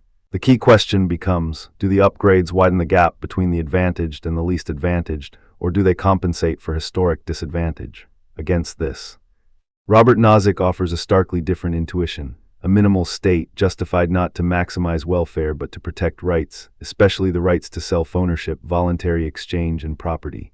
In Nozick's frame, taxation of earnings from work is on a par with forced labor. The claim is not merely about taxation, but about the legitimacy of institutions that enforce redistribution through coercive taxation. When we push enhancement technologies into the realm of public policy, Nozick's worry is, what right does a state have to require someone to forego or share a private upgrade for the benefit of others, if every individual owns themselves? Then the door to universal uplift through coercive redistribution appears to violate the very core of liberty. Yet this libertarian instinct must confront a stubborn counterpoint. If enhancements are accessible only to those with money or social leverage, won't the state have to step in to prevent a plutocratic cast of superlatives? That tension becomes even more intricate when we bring in the capabilities approach. Amartya Sen's position reshapes the debate by shifting the focus from abstract resources to actual freedoms, the real opportunities people have to live the lives they value. Development consists of the removal of unfreedoms. This phrase is a beacon for how to think about enhancement. If a society can offer gene therapies that cure a devastating disease, or cognitive enhancers that lift a student out of the shadows of poverty, then those interventions are not merely technologies, they are enablers of real choice. Sen's insistence on capabilities reframes questions of justice around what people are actually able to do and to become, not just what goods they own or what contracts they sign. The capabilities approach does not claim that every enhancement is good for everyone in every context. Rather, it asks whether an upgrade broadens the set of valuable functionings that a person can achieve. If an upgrade increases a person's capability set without eroding the agency of others, it might be celebrated, but Sen also remains vigilant about unfreedoms, surveillance, stigma, coercion, and the neighborly erosion of trust that can come when public policy treats persons as means to a particular social end. Nussbaum adds a practical architecture to this conceptual framework by offering a list of central human capabilities, the essential opportunities that no decent society should deny. The emphasis is not merely on neutral goods, but on the quality of lives that people have reason to value. In her hands, enhancements would have to pass the moral test of expanding genuine capabilities.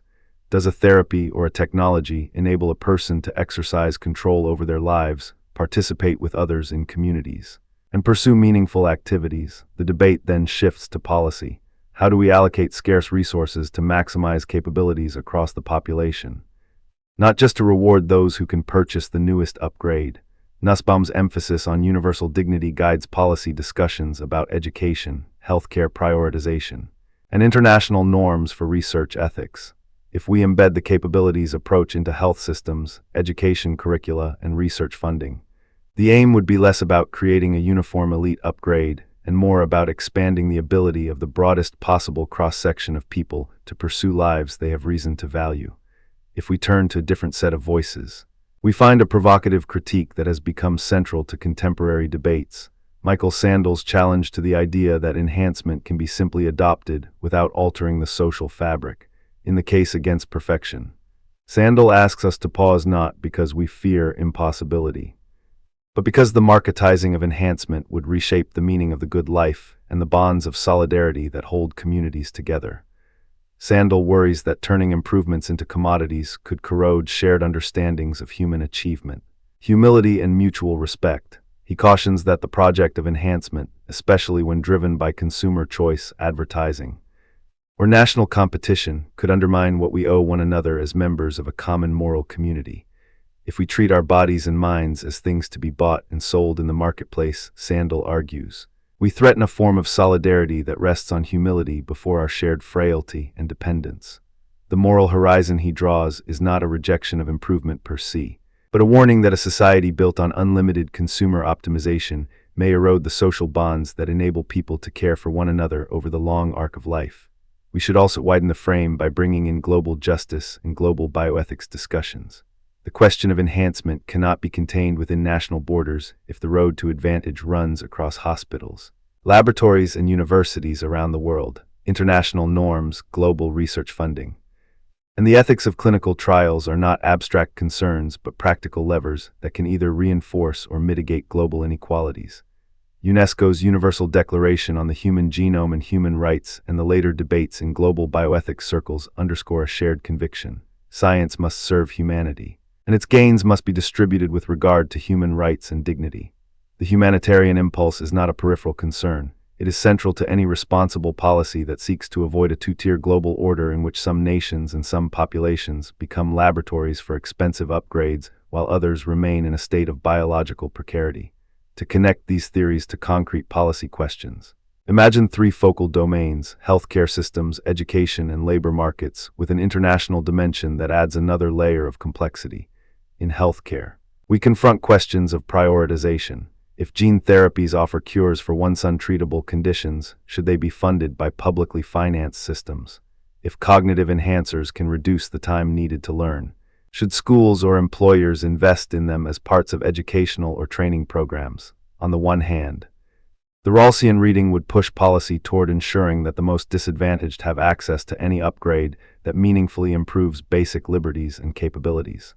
If an upgrade reduces risk of disability or increases basic functioning, denying it on grounds of cost would appear to undermine the fair distribution of opportunities.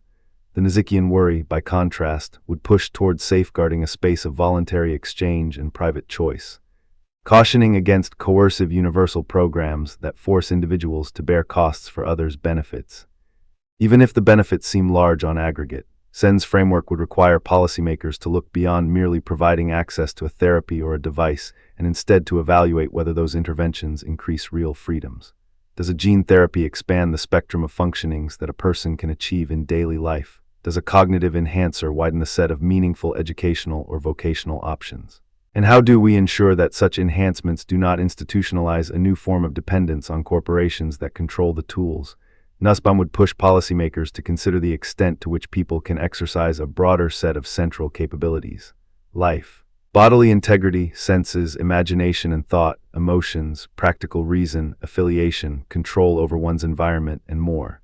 If a policy improves life expectancy but erodes autonomy, or if it narrows opportunities to participate in civic life, it may fail a capability-guided test. In education, questions arise about the role of enhancements in narrowing or widening opportunity gaps. If tutoring or neurocognitive supports can enable students from disadvantaged backgrounds to reach higher levels of achievement, that could be celebrated under all four frameworks. But if access is gated by wealth, or if the education system becomes a pipeline for competitive advantage that leaves the less advantaged without meaningful options, the justice claims intensify. In labor markets, the concern is about credential inflation, performance anxiety, and the potential to blur the line between natural talent and cultivated advantage. Do employers who finance cognitive enhancements thereby become arbiters of who deserves opportunity, or do such tools, if equitably deployed, raise overall productivity and well-being beyond national borders? We encounter the vexing realm of international development and global health. If rich countries can sponsor expensive biomedical upgrades that disproportionately benefit their own citizens, what obligations do they hold toward poorer nations? The global bioethics discourse speaks to a duty of solidarity, not merely to avoid domination by a few, but to create international norms that minimize human rights violations and exploitation. UNESCO's statements emphasize that science must respect human dignity and universal rights. While critics worry about a biotechnical arms race, where nations race to beat competitor nations to the next upgradable breakthrough, the policy debates hinge on questions of research funding, prioritization, and the distribution of costs. Should international funding be directed to universal health improvements that elevate capabilities across populations? Or should it be structured to incentivize breakthroughs that may become valuable but expensive upgrades? The tension resembles a grander version of the Rawlsian question: can the least advantaged be enabled to participate in the same range of opportunities as others? In a system where innovations are priced or protected by intellectual property regimes, let's anchor these theoretical discussions with concrete, real-world illustrations that illuminate the ethical stakes. First, disparities in access to gene therapies illuminate distributive justice concerns in striking ways. In recent years, therapies for rare genetic diseases have shown profound transformative potential. They often come with sky-high price tags, sometimes hundreds of thousands or millions of dollars per patient, and require sophisticated healthcare infrastructure to administer and monitor. A Rawlsian analysis would ask, does funding these therapies in a publicly financed system meaningfully improve the prospects of the least advantaged? If the answer is yes, then the difference principle would push toward making such therapies accessible, at least to the point of maximum benefit to the worst off. A Nizikian critique would press against mandatory funding, arguing that the state's obligation lies in protecting rights, not in purchasing treatments for all at the expense of other liberties. Sen and Nussbaum would frame this as a capabilities issue. Does the therapy expand the individual's substantive freedoms and the options available for a life one has reason to value? Second, the use of cognitive enhancers in highly competitive environments, universities, finance, tech, offers a vivid laboratory for analyzing autonomy, coercion, and equality. Imagine a student who uses a smart drug to sustain attention during exam prep, or a trader who uses a memory-boosting compound to analyze risk under pressure. The ethical question becomes whether these tools are a fair leveling device or a new form of coercive pressure, an impersonal push toward the same upgrade for all. Regardless of one's desires or values, Rawls would interrogate whether the social contract supports a world in which the least advantaged are compelled to upgrade to keep pace with peers who can afford enhancements. Nozick would push back against coercive pressures, arguing that individuals should be free to determine what counts as a good life for themselves, even if that means some opt-out of certain enhancements. Sen and Nussbaum would ask whether the enhancements expand the frontiers of what people can do and be, or whether they simply channel people into a narrow spectrum of performance. The case demands careful policy design, public health or educational policies that encourage voluntary access, with transparency about risks, costs, and true benefits, safeguards that preserve autonomy and consent, and strategies to guard against exploitation or exclusion. Third, the military applications of neurotechnologies pose perhaps the starkest challenge to our intuitions about justice, autonomy, and war. If a nation can enhance soldiers' cognitive or sensory capabilities, or modulate their fear or pain responses, what is owed to human dignity under the laws of war? The Rawlsian framework would question whether such enhancements could reduce harm, potentially saving lives on all sides, while ensuring that soldiers retain meaningful moral agency and protection against coercion or coercive duty. Nozick's concerns would cluster around whether the state has a rightful claim to upgrade soldiers, and under what conditions those upgrades become the property of the state rather than of individuals, raising questions about self-ownership and consent in contexts of collective risk and sacrifice. Sen and Nussbaum would insist that any military enhancement program must be evaluated against its impact on civilian freedom and human dignity. Would the weapons or tools produced by such programs broaden or shrink the universe of agency for the soldiers and for the communities that bear the consequences?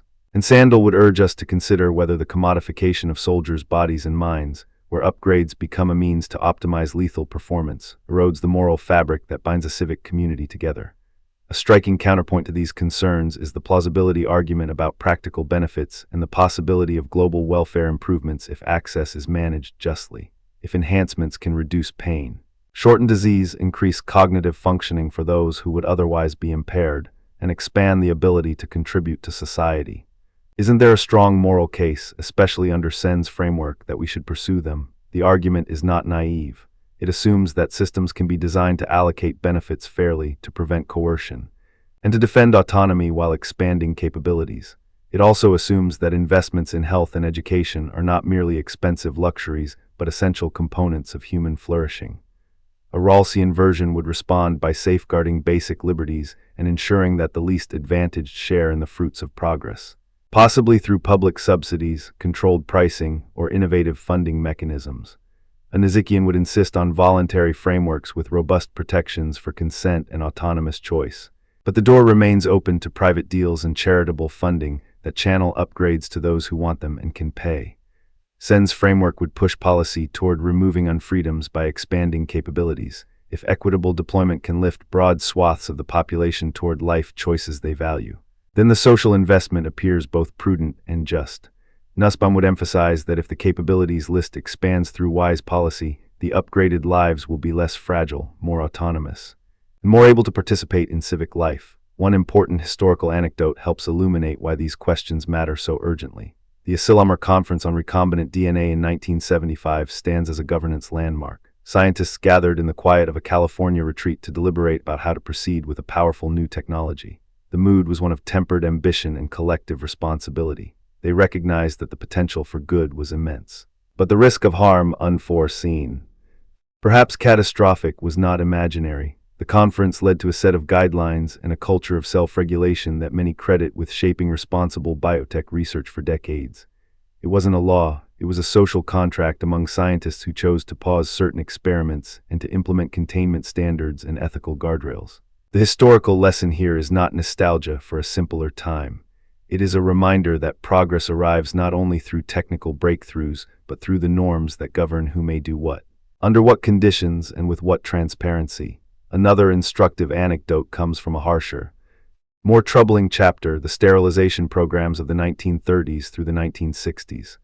The line, "3 generations of imbeciles are enough," drawn from Buck v. Bell, 1927, has become a chilling emblem of how state power, pseudoscience, and social prejudice can combine to produce grievous, irreversible harm.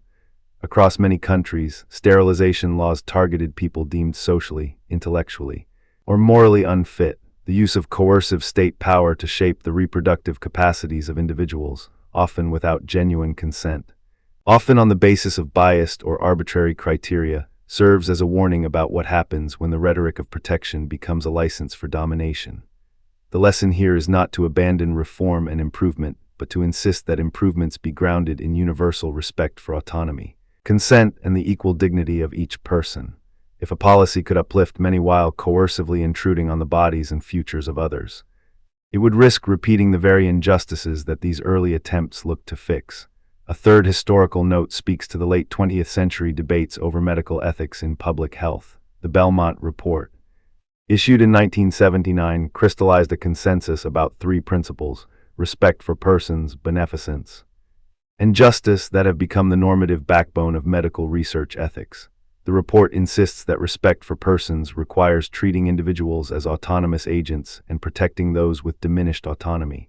It emphasizes informed consent, careful risk-benefit assessment, and the fair distribution of research burdens and benefits.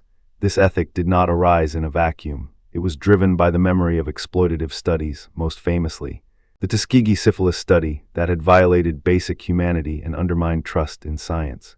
The Belmont Report serves as a historical anchor that reminds us, even in fields of extraordinary promise, the rights of individuals cannot be sidelined.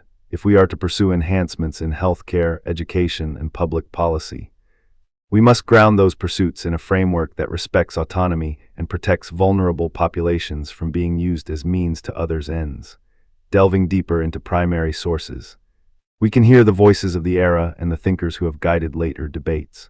Rawls's explicit articulation that each person possesses an inviolability founded on justice that even the welfare state cannot override anchors a robust claim about the limits of social engineering.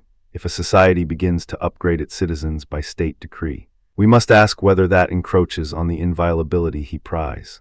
The difference principle would demand that any such upgrade be designed to benefit the least advantaged in a durable way, not merely to provide a cosmetic improvement for those already well off.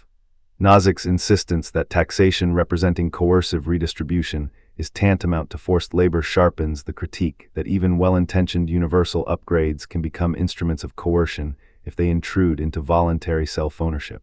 The line from Nozick's critique, "Taxation of earnings from work is on a par with forced labor," invites us to consider that some upgrades could become compulsion disguised as common sense, a social obligation disguised as a benefit. Sen's and Nussbaum's voices remind us that the true measure of enhancement policy is not simply the magnitude of possible improvements, but their distribution of real freedoms. For Sen, the crucial question is whether a policy expands the set of functionings that people can actually achieve. If enhancements provide new opportunities for health, education, social participation, and personal development, but only for those with wealth or access, we have a deep injustice even if the arithmetic of costs looks favorable. Nussbaum's list of central capabilities anchors this inquiry in the everyday experiences of people, their ability to live a life of dignity, to form and sustain relationships, to participate in political and civic life, and to have authentic control over one's environment. If an enhancement policy reduces the chance that a person can participate in a community or diminishes the ability to care for one's family, then it fails the capability test. Even if it lengthens life or sharpens certain cognitive performances. Sandel provides a narrative warning against the trap of treating human traits as mere market goods, if we allow measurement, ranking, and monetization to pervade the most intimate dimensions of life, the capacity to decide, to be creative, to love. To care, then we're changing not just policy but the moral vocabulary through which we understand our own lives. The argument is not anti-technology, it is pro-justice, pro-solidarity, and pro-human flourishing that transcends market calculations. The questions Sandel raises are not easily resolved by technocratic tinkering. If a society prizes autonomy and efficiency, what happens to the shared sense of purpose that keeps citizens from tearing into one another? The responses to these concerns, how to design pricing, access, non-coercive consent, and international safeguards will map the shape of future governance. Turning now to the legal and policy architecture that could, in principle, translate these ethical arguments into real-world practice. We can imagine policy proposals across three layers: allocation and prioritization inside healthcare systems, governance of research and innovation funding, and international norms that shape cross-border lab work and medical travel. Inside health systems, prioritization frameworks could adopt a capabilities-based triage, where treatments are weighed not only by cost-effectiveness but by their impact on expanding fundamental freedoms. For example, a country could adopt a policy that grants funding for a gene therapy for a severe genetic disease if the therapy demonstrably increases the patient's ability to participate in work, education, or family life, and if the patient's autonomy is preserved through comprehensive consent processes and supports. An Nizikian critique would demand that such funding be voluntary and that citizens retain control over their own health choices without coercive penalties or penalties for turning down an upgrade. A Rawlsian policy would require safeguards to ensure that the least advantaged can access upgrades that have the potential to reduce long-term dependence on disability or social welfare. In the realm of research funding, a capability-based policy would tie research agendas to broad social goods and to the expansion of human capabilities. Funding agencies could attach capability impact statements to grant proposals, evaluating not only the expected health gains, but also how the research would affect autonomy, social integration, and civic participation once the technology reaches the clinic. This would be consonant with Sen's emphasis on removing unfreedoms. If a technology is scientifically impressive but leaves large populations behind or disempowered, it deserves serious rethinking. It would also align with Nussbaum's insistence on the universality of dignity. Any research program that degrades or devalues certain groups would be ethically suspect. Sandel would push for public deliberation about the social meaning of such research, whether the benefits justify the means, whether the research serves the common good rather than private profit, and whether the social environment will permit a fair distribution of new capacities. Internationally, the policy conversation must grapple with the risk of stratified global access. If a small number of wealthy nations become the epicenters of dangerous or transformative enhancements, how do we ensure that the global poor are not exploited or left behind? The UNESCO declarations and global bioethics discussions offer a normative scaffold. Science should advance human dignity and human rights, not erode them, yet normative statements must be translated into enforceable norms, international agreements on trials, patient protection, data sharing, benefit sharing with communities, and strict rules against exploitation. The debate over intellectual property rights, price setting for life-saving therapies, and the transfer of technology through international cooperation will shape whether enhancements contribute to global resilience or widen disparities. The tension between openness and protection, openness to share knowledge for universal benefit, and protection against exploitation by powerful interests will define the ethical landscape. To keep these threads alive in the world of policy, we should tie them to real-world concrete anecdotes. Consider the case of gene therapies and the question of price and access. In many countries, novel therapies for rare diseases can offer profound improvements in health and life expectancy, yet their costs place them far beyond the reach of most patients. The ethical analysis here is not merely about the cost per dose. It is about whether the health system can justify allocating vast funds to a handful of patients at the expense of a broad base of public health needs. It is a test of whether the difference principle, Rawls's, can be operationalized in the budgeting process. It is a test of whether a system can balance the rights and liberties of individuals to access life-changing treatments with the overall obligations to ensure health equity for all. Cognitive enhancers in competitive environments present another revealing scenario. In settings like elite universities or high-stakes finance, the question becomes how to manage pressure, fairness, and consent. If a student uses a cognitive enhancer to perform at a higher level, is that a legitimate exercise of personal autonomy? Or is it an implicit pressure to conform to a new standard that leaves others behind? Policy responses might include strict consent requirements, transparent disclosure of the risks and benefits, and research into the long-term social effects of such upgrades. The risk of coercion is real, even in a system that values freedom of choice. Individuals may feel compelled to upgrade to avoid being left behind. This is precisely where Rawlsian justice would insist on protections for the least advantaged, and on ensuring that social arrangements do not penalize those who opt out or cannot access enhancements. Sen's approach would demand that these policies expand capabilities in a way that respects individual goals and values, not just market-driven performance metrics. Nussbaum's lens would require us to evaluate not only whether cognitive enhancement increases intelligence, but whether it enriches life chances in the sense of opportunity to participate in meaningful social and political life. In the military sphere, the debate about neurotechnologies and enhancement has a different ethical contour. The possibility of reducing pain, enhancing memory, or sharpening reflexes in soldiers raises urgent questions about the meaning of consent, the moral responsibility of the state, and the long-term consequences for civilian life. A Rawlsian view would examine whether such programs are consistent with a just society's obligation to protect its most vulnerable members and whether any advantages gained come with a fair distribution of risks. Nozick would push back against a coercive program, arguing that the right to bodily integrity and autonomous choice ought to be protected, even in the name of national security. Sen and Nussbaum would remind us to think through the civilian consequences of military upgrades, including the potential erosion of peaceful civic life and the moral costs of normalizing violence as a means to security. Sandal's concerns would be keen here. What is the moral meaning of a society that entrusts the health and minds of its citizens to technologies designed to sharpen or minimize pain in warfare?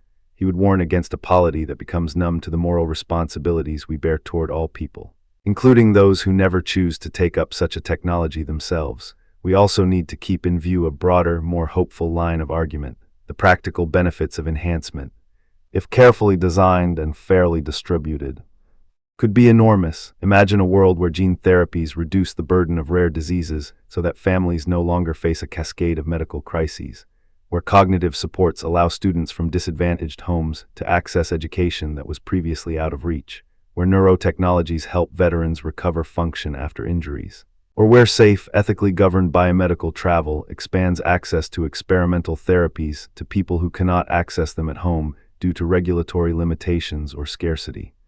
The productivity gains could be significant, but only if we avoid creating a two-tier system in which only the wealthy can buy a longer, healthier life. That is the heart of the counterargument, an argument that does not deny the potential benefits but insists on social arrangements that distribute those benefits widely. If we can design policy instruments, funding mechanisms, price controls, international cooperation, transparent consent practices, and robust safeguards against coercion, then the argument about global well-being gains traction. It would be possible to imagine a world in which enhancements expand the universe of human life and are not the prerogative of a few but the shared achievement of many, guided by principles of justice and human dignity rather than the currencies of market demand alone. Now, before we finish, let us lay bare the cross-references and the threads that connect these ideas to the broader philosophical and policy literature. Rawls's theory anchors our analysis in the idea that social arrangements should be chosen from behind a veil of ignorance, to the extent that they shape the basic structure of society. Nozick's critique sharpens the tension between liberty and the pursuit of social good, reminding us that liberty in the private sphere is not easily subsumed by the public interest. Sen's capabilities framework reframes the debate in terms of real opportunities and unfreedoms, urging us to measure the impact of any upgrade by how it changes people's capacity to live lives they value. Nussbaum's central capabilities list gives us a concrete moral anthropology for assessing policy outcomes, guiding us toward normative commitments that ensure dignity and participation for all.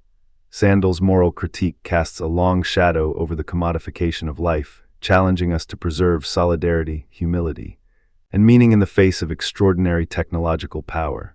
These four voices are not rivals but coordinates. Together they help illuminate the terrain where science, policy, and ethics meet. We can also hear the global conversation. The field of global bioethics connects to policy debates about healthcare prioritization, research funding, and international norms. The idea that development consists of the removal of unfreedoms can be turned into a policy instrument, a commitment to deploy health technologies and educational tools in ways that reduce barriers to full social participation. International norms, like those encoded in UNESCO declarations or in the Belmont Report's insistence on respect for persons, beneficence, and justice, provide a baseline ethical architecture for cross-border research and clinical practice. Yet norms must be translated into hard policy instruments, equitable pricing strategies, licensing agreements that encourage technology transfer to lower-income regions, and global partnerships that ensure shared benefits from discoveries. These are not mere administrative concerns. They are questions about the kind of world we want to inhabit, and the kinds of relationships we want to cultivate across regions, cultures, and life circumstances. If we listen closely, we may detect a through line that helps us navigate the difficult terrain of justice, autonomy, and global inequality and enhancement. It is a line that respects both the possibility of progress and the historical frailty of human institutions. It is a call to design systems that honor universal dignity while remaining sensitive to the particular circumstances of individuals and communities. It is a plea to pursue improvements. Yes, but not at the expense of the very values we claim to defend. In Rawls's terms, we should aim for a distribution of benefits that is fair to the least advantaged and does not sacrifice essential liberties in the name of efficiency. In Nozick's terms, we should protect voluntary choice and resist coercive impositions that would reduce the moral worth of individuals. In Sen's and Nussbaum's terms, we should expand capabilities in ways that enlarge genuine freedom and equal dignity for all. In Sandel's terms, we should attend to the meaning and social significance of what we choose to pursue, guarding against a future in which market logic erodes the moral ties that bind us. As we close this section, a practical invitation remains. When we design policies around enhancement, we should not be content with the promise of better health or richer abilities alone. We should insist on a comprehensive moral design, transparent consent, robust safeguards against exploitation, inclusive governance structures, dynamic evaluation of social impact, and above all, a commitment to justice that travels beyond good intentions to tangible, lived outcomes for the most vulnerable among us. We should remember the historical warnings, the eugenics era, with its 3 generations of imbeciles, as a chilling reminder of what happens when science is untethered from autonomy and dignity. The cautionary lessons of the Asilomar Conference, which showed that scientists could regulate themselves to prevent catastrophic misuse, and the modern obligations of public health ethics, where respect for persons and justice must guide even those interventions that promise to extend life or enhance capacity. So where do we stand? We stand at the threshold between what we can build and what we ought to build. We stand at a moment when the choices we make about enhancement will shape not only individuals, but the social structures and global ties that hold us together. The answers will not be simple or universal. They will require ongoing dialogue, democratic deliberation, and a willingness to adjust course in light of new evidence, new voices, and new injustices that we have not yet anticipated. The path forward will demand not only scientific ingenuity, but political courage, ethical clarity, and a shared sense of responsibility for the kind of world we want to share with future generations. If we can hold these commitments in balance, justice and liberty, autonomy and protection, local welfare and global solidarity, then the story of human enhancement can become a story of social innovations that enlarge human flourishing for all, not merely for the few who can afford to climb the next rung of a ladder whose very existence should be subject to a moral check. This is the challenge and the invitation of ethics and society, justice, autonomy, and global inequality in the age of enhancement. What does it mean to become more than human? If you pause and listen, you can hear 100 whispers at once. The urge to remember more clearly, to feel steadier in the face of fear, to think faster or more precisely, to alter what we perceive of the world, to polish the rough edges of our character, to look in the mirror and see not just who we are but who we might become. The philosophy of human enhancement asks not merely what technology can do to us, but who we are when we choose to push beyond our natural limits. It asks how selfhood is formed, how autonomy is exercised, and what we owe to the people we love, to the communities we inhabit, and to ourselves as agents with reasons for action. In this exploration, we step into a conversation that stretches from ancient reflections on virtue and the good life to the cutting edge of brain-computer interfaces and gene editing. We will trace origins, encounter key thinkers, examine arguments and counterarguments, and look at real-world applications and vivid cultural questions that illuminate the deepest issues about identity, autonomy, and the self. To begin, we can sense the core tension in human enhancement as a tension about continuity and change. We are beings who change across time. Our bodies age, our memories shift, our skills improve or wither. Our desires mutate, and yet we also cling to a sense that there is a core, a self that persists through these transformations. When we intervene in these processes, we either threaten or expand that sense of identity.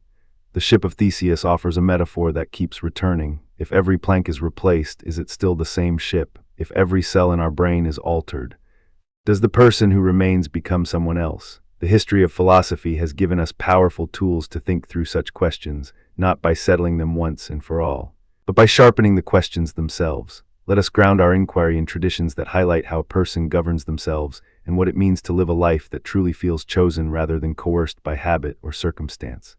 The Kantian thread begins with the idea that we are rational agents who legislate for ourselves a law that we would want to be universal. The emphasis is not merely on effectiveness or happiness, but on the ethical status of the will. In the famous formulation often summarized as sapere aude, dare to know, we encounter a challenge to accept responsibility for our beliefs, desires, and actions. Autonomy, for Kant, means more than independence from others. It means acting in accordance with principles one could will to become universal laws. When we consider memory editing, mood modulation, or neural augmentation, the Kantian question becomes the question of whether these interventions respect the capacity of persons to act from rational principles. Do enhancements enable us to will ourselves into better compliance with our own maxims? Or do they instrumentalize our reasons, bending them toward optimized outcomes in ways that could undermine the moral law within?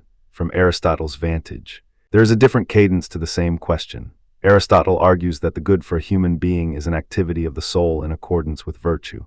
He does not reduce human life to the absence of pain or the maximization of pleasure. He anchors flourishing in realizing the function of a human being through virtuous activity over time. If we think of enhancement as a tool to extend our capabilities, Aristotle would invite us to ask what kind of life we are actively cultivating.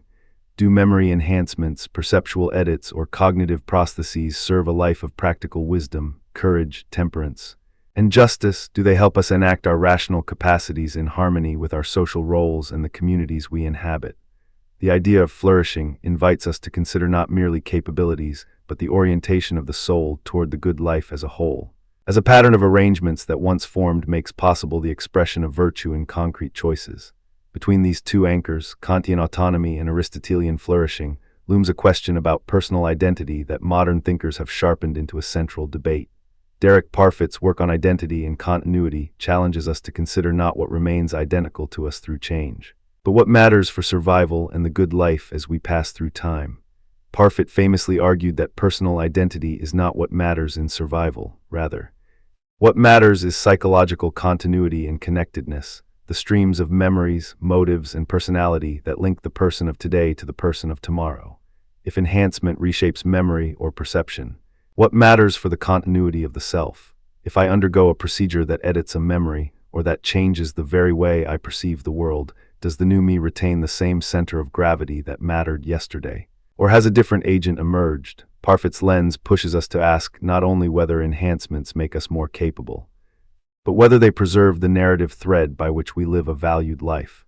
It also invites us to recognize that identity may not be a fixed essence but a relationship between memories, intentions, relationships, and social roles that can survive, be altered, or be renewed in surprising and ethically significant ways. To engage with these questions, we should keep in view a spectrum of concrete technologies and practices that presently exist or are on the horizon. Memory augmentation or editing is already material in conceptual and experimental form.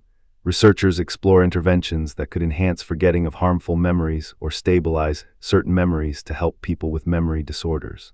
The implications for identity are complex. Memory is not just a reservoir of past experiences. it is the fabric out of which we sew our sense of self, our values and our expectations for the future. If an intervention reshapes what one can recollect, does one become a new person with the same past? Or does the past mutate in the act of recollection itself? Mood-modulating interventions, ranging from pharmacological agents to targeted neuromodulation techniques, open a window onto a life governed less by unchosen temperament and more by chosen states of mind. The same tools could be used to dampen anxiety that stifles moral agency or to heighten empathy that promotes care. Yet they could also erode why we care if the changes feel like automatic calibrations rather than deliberate moral choices. Cognitive prostheses, external to the skull or seated within the brain, promise to expand working memory, speed up information processing, and perhaps assist with planning and problem-solving. Neural implants that alter perception could recalibrate how we experience color, sound, or spatial relations, shifting the very grounds on which we judge beauty, danger, and truth.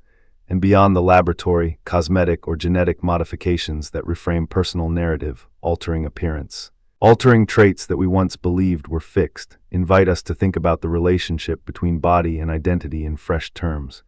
If someone changes how they are seen by others, does that change how they feel about themselves?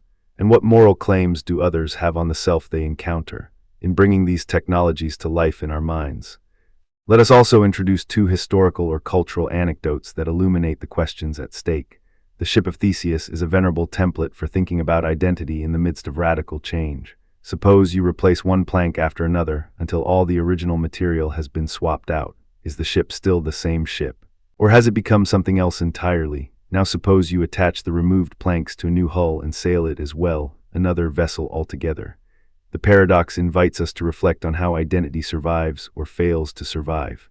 When the body or mind is altered over time by deliberate intervention, applied to enhancement, the Ship of Theseus becomes a test case. If every aspect of a person's cognitive architecture, memory, perception, temperament could be redesigned, at what point would the person who remains be something other than the person we began with? And if we create a person who is functionally continuous but narratively discontinuous, which story counts as the authentic self, the old one or the new? Cultural portrayals also sharpen the intuition we bring to this topic by translating abstract theory into lived possibility. A thought-provoking lens comes from Eternal Sunshine of the Spotless Mind, a film that probes memory erasure not as a mere technological feat, but as a crisis of personal meaning. The film invites us to ask, if we could erase painful memories, would we erase also the lessons they taught? The people we learned to love through struggle. The ways in which sorrow shaped our capacity to feel and forgive. The characters discover that even memories that wound us carry an ethical and narrative weight. To remove them would be to alter the fabric of who we are, not only in relation to others but in relation to ourselves. The question is not simply whether memory erasure is possible, but whether living with a less burdensome past would yield a more authentic life, or whether authenticity itself requires the messy, irreducible entanglement of longing, regret, and the choices we make in the wake of memory. Dystopian fiction provides another counterpoint that sharpens moral and political questions about the uses and abuses of enhancement. Consider worlds in which memory, mood, or perception can be standardized, regulated, or surveilled by powerful institutions. In such settings, enhancement becomes not a personal project but a political instrument, shaping consent, identity, and agency at scale. The ethical stakes extend beyond what individuals can or cannot do to what societies permit or demand of them. We can see in these tales a warning about a future in which the self is not merely modified but managed, where autonomy might be framed as compliance with engineered norms of happiness, usefulness, or obedience. Yet even within dystopias there are glimmers of hope. The recognition that enhancement technologies could also empower vulnerable communities to resist domination, to heal from wounds that have long hampered participation in public life, or to redefine what counts as a meaningful life for people with disabilities or chronic illness. The philosophical conversation about authenticity, autonomy, and the self thus orbits around two productive counterarguments, each offering a way to see enhancements as extensions of human agency rather than as threats to it. The first counterargument is that enhancements can expand autonomy and self-control by aligning our capacities more closely with our deepest values.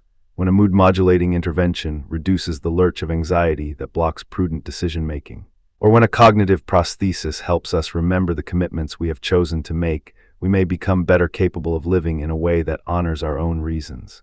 In this view, autonomy is not about remaining unchanged, but about gaining the freedom to act from a clearer, more stable equilibrium among competing motives. If someone longs to be more consistent with a cherished moral ideal, enhancements that reduce the friction between intention and action could be a form of enabling that ideal rather than undermining it. The question, then, is not whether we should be careful with such tools, but how we ensure that their development and deployment remain accountable to the values we prize, and how we preserve spaces for deliberate self-governance when the pressures of biology or social influence push toward drift. The second counterargument asserts that the self is plastic and that deliberate self-authorship evolves with experience. From this perspective, enhancements are simply another form of life choice, a new set of options that people may embrace, refuse, or modify as their identities mature. The self is not a static blueprint, but a dynamic project that integrates new skills, new sensitivities, new social roles. If we accept that the self is a narrative we continually revise, then enhancements may become instruments of narrative agency, enabling us to write ourselves anew in harmony with evolving commitments. This view resists a fatalism about identity and counters the fear that any alteration to memory or perception will erase what is essential. Instead, it invites us to ask how the act of choosing an enhancement becomes a meaningful moment in the story of who we are becoming, a moment conferring responsibility for the future we intend to inhabit. To cross the bridge between these abstract debates and lived reality, it helps to see how authentic living, freedom, and moral responsibility might be negotiated in everyday cases. A memory editing intervention designed to ease the burden of a traumatic incident might initially seem to threaten authenticity by erasing part of one's life story. Yet it could also restore a capacity for moral agency impeded by fear, enabling a person to participate more fully in relationships, in communities, and in responsibilities that require trust and courage. A cognitive prosthesis that enhances working memory could empower someone to follow through on commitments, plan long-term projects, and resist impulsive acts that would harm others. A neural implant that shifts perception, perhaps altering sensory gating to dampen overwhelming stimuli, could make it possible for a sensory-inundated person to engage more productively in social life, education, or civic participation. In each case, the intervention is not merely a technical trick. It becomes a question about what sort of life one wants to live, and what sort of agent one aspires to be within the constraints and opportunities of a shared world. As we weigh authenticity and autonomy, it is important to bring into view the voices that have long wrestled with what it means to be true to oneself. Kierkegaard's meditation on authenticity warns that living a life that is merely socially convenient or aesthetically pleasing, without inward commitment, dissolves the moral significance of choice. Life can only be understood backwards, but it must be lived forwards. The point is not to resign ourselves to a fatalistic script, but to recognize that the meanings we attach to experiences, memories, loves, regrets, aspirations, are forged through decisions that belong to us in the present. If an enhancement helps someone act in ways that reflect a sincere commitment to certain values, perhaps it serves authenticity rather than undermines it. Yet Kierkegaard would caution us to test whether the change comes from an inward move of the self toward something passionately chosen, rather than from external pressures of convenience or a desire to escape anxiety by erasing the sources of that anxiety. On this note, a contemporary philosopher like Kierkegaard invites us to see personal identity as something we constitute through our rational self-governance and our commitments to others. Kierkegaard's project emphasizes that we are not simply products of our internal states, but authors of our own reasons, who are bound up with the reasons of others in a shared moral project. If we extend this to enhancement, we can argue that technologies should be evaluated by how they affect our capacity to act for reasons that we, as rational agents, endorse for others. The ethical test is not whether a modification is possible or even beneficial in isolation, but whether its adoption preserves or perhaps enlarges our capacity to see ourselves as responsible agents, capable of upholding duties, obligations, and commitments within the web of human relationships that matters to us. This brings us to a broader field of discussions in neuroethics and the ethics of care, where conversations about autonomy, responsibility, and vulnerability are reframed in relational terms. The ethics of care emphasizes the interdependence of persons, the centrality of caring relationships, and the social context in which moral agency unfolds.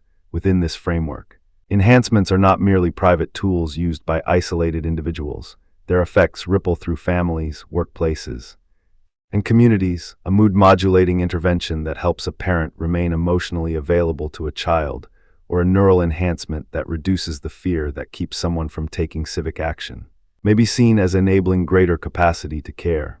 At the same time, care-centered critiques remind us to attend to the potential for coercion, for inequitable access to enhancement technologies, and for social pressures that push individuals to modify themselves in order to fit normative standards or economic demands.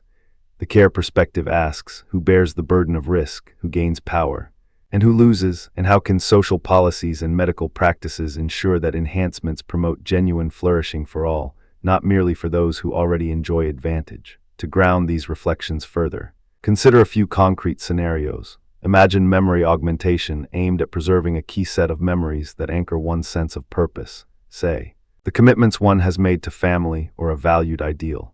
The immediate benefit is clarity and stability in decision-making. The risk is that memory changes might also alter motives in subtle ways, turning certain moral commitments into predictable routines rather than living, contested choices. Now imagine a cognitive prosthesis that expands working memory, enabling a student to juggle multiple complex projects, or a professional who must coordinate with a global team across time zones. This tool could expand autonomy by enabling longer-range planning and more deliberate action. But it could also widen the gap between those who have access to such devices and those who do not, thereby heightening inequality and social stratification. A neural implant that alters perceptual filters might help someone who experiences sensory overload from stimuli like noise or bright light, allowing broader participation in public life or in intimate conversations. The upside is greater freedom to choose one's environment, and the risk is a possible erosion of a natural sense of how the world feels. Moral responsibility, once cushioned by habit and tradition, might become more transparent if a particular perception is altered. Which reasons count as ours? If a person with an implant commits a wrongdoing, can we judge intent and control in the same way as before? Or must we factor in the effects of the implant on her experiential life? In the midst of such questions, the historical and cultural anecdotes remind us of what is at stake when we imagine the future of the self.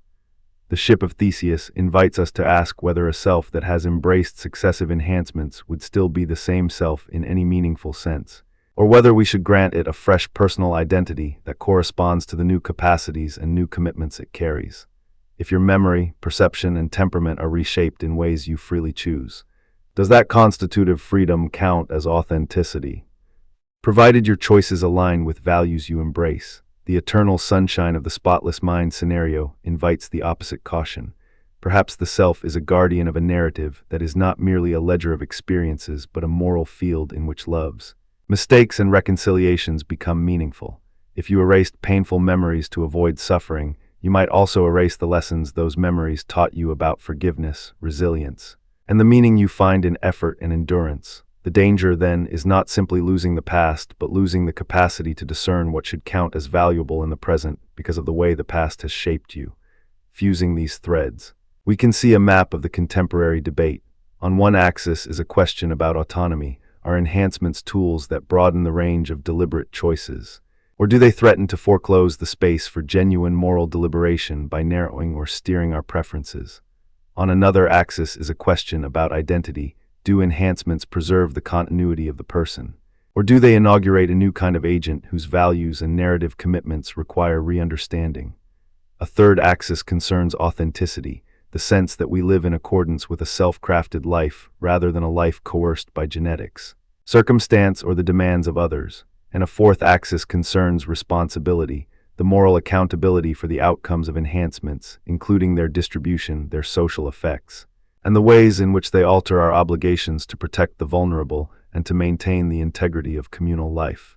In exploring these axes, we must not forget the practical realities of how enhancements are likely to unfold in public life.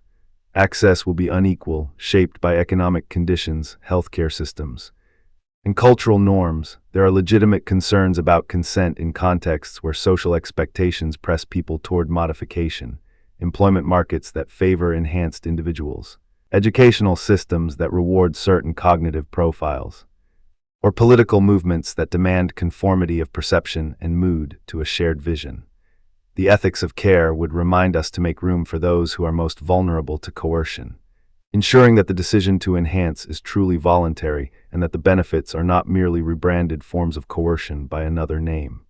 The neuroethics conversation emphasizes that we must map the safety, efficacy, and long-term consequences of these interventions, balancing the promise of improved functioning with the responsibilities we bear to future selves and to the communities in which those selves live.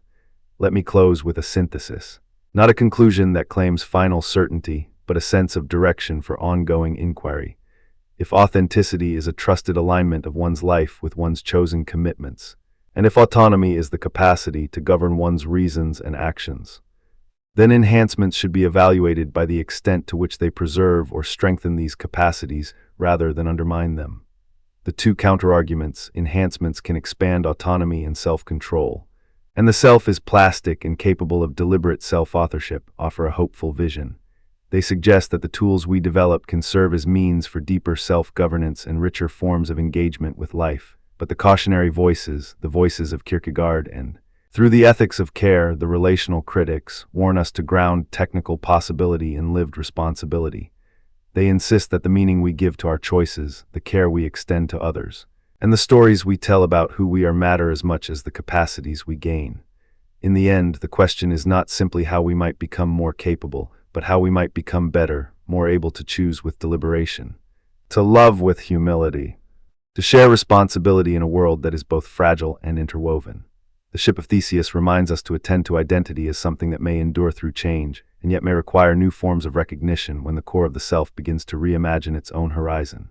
The ethics of care invites us to look not only at the individual agent, but at the web of relationships that gives a person meaning and sustains moral life. The Kantian call to autonomy, the Aristotelian call to flourishing, and the Kierkegaardian injunction to live authentically in the present moment all converge to a single, demanding, hopeful aim to steward technologies that extend our capacities without effacing the duties and commitments that make life intelligible as a shared human project. We can also see in this a path for education, policy, and personal practice. Education can cultivate not only technical literacy about how augmentation works, but ethical literacy about why it matters for personal identity and social justice. Policy can design frameworks that encourage innovation while protecting autonomy, providing robust consent processes, safeguarding privacy of neural data, and ensuring fair access so that enhancement benefits do not become another axis of inequality. Personal practice can cultivate a reflective stance toward change, asking, before any enhancement, what it would mean for one's sense of purpose, what commitments would be reaffirmed or reimagined, who else would be affected, and how the change would be integrated into a life one is willing to own in full. If the aim is authenticity, then the question becomes not simply what we can do to ourselves, but what stories we want to tell with our lives, and how enhancements might serve or impeded those stories. As we move through this conversation, it is worth keeping in mind the two larger aims philosophers have always pursued: to honor the dignity of persons as rational agents and to illuminate the conditions that make human life meaningful. If we attend to both, we may find that the question of becoming more than human is not a threat to the moral core of our being, but an invitation to deepen our understanding of what it means to live well, to act justly, and to care for one another across the thresholds of change. If memory is the archive of our past decisions, and if perception shapes the way we inhabit present moments, and if our moods guide what we pursue, then enhancements, when conceived and used with humility, accountability, and solidarity, could become instruments not of domination but of clarified choice, not of erasure but of wiser remembering, not of escape from life's burdens but of renewed capacity to bear them with a steadier, more deliberate heart. In the quiet that follows, I invite you to reflect on your own horizon. When you picture a future in which memory can be edited or perception can be widened, do you hear a summons to increase your freedom, or a caution that such power might demand an even more careful accounting of what you owe to others and to your future self?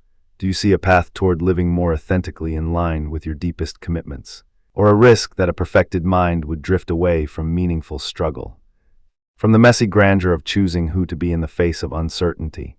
And if you hear the familiar whisper that a life lived in pursuit of a targeted efficiency is not the same as a life lived in pursuit of truth and virtue, then you are hearing the oldest temptation and the oldest virtue, both our longing to become more and our obligation to become more human in the best sense, more capable of choosing rightly, more faithful to the commitments we freely accept, and more compassionate toward the creatures we share this fragile world with. Paths forward, policy, design. And practical futures, the story of human enhancement is not a single invention, but a shared project, one that stretches across laboratories, clinics, bedrooms, classrooms, and legislative chambers. It asks us to imagine not only what we can do with biology and technology, but also what kind of societies we want to be when these powers become accessible to more of us. In this segment, we explore a constructive, forward-looking framework for governance, design, and public engagement with enhancement technologies. We will map practical pathways, ethics by design, robust safety and monitoring, inclusive governance, and deliberative democracy approaches such as citizen assemblies that can steer innovation toward humane, just, and beneficial ends. We will anchor the discussion with historical and contemporary anecdotes, policy exemplars, and deliberate cross-references to enduring philosophical perspectives that illuminate the path forward.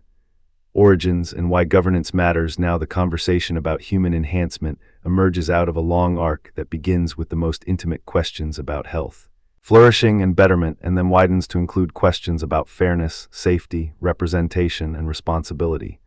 Early debates about eugenics, disability, and autonomy show that imagined improvements can drift quickly from personal empowerment to social coercion or exclusion.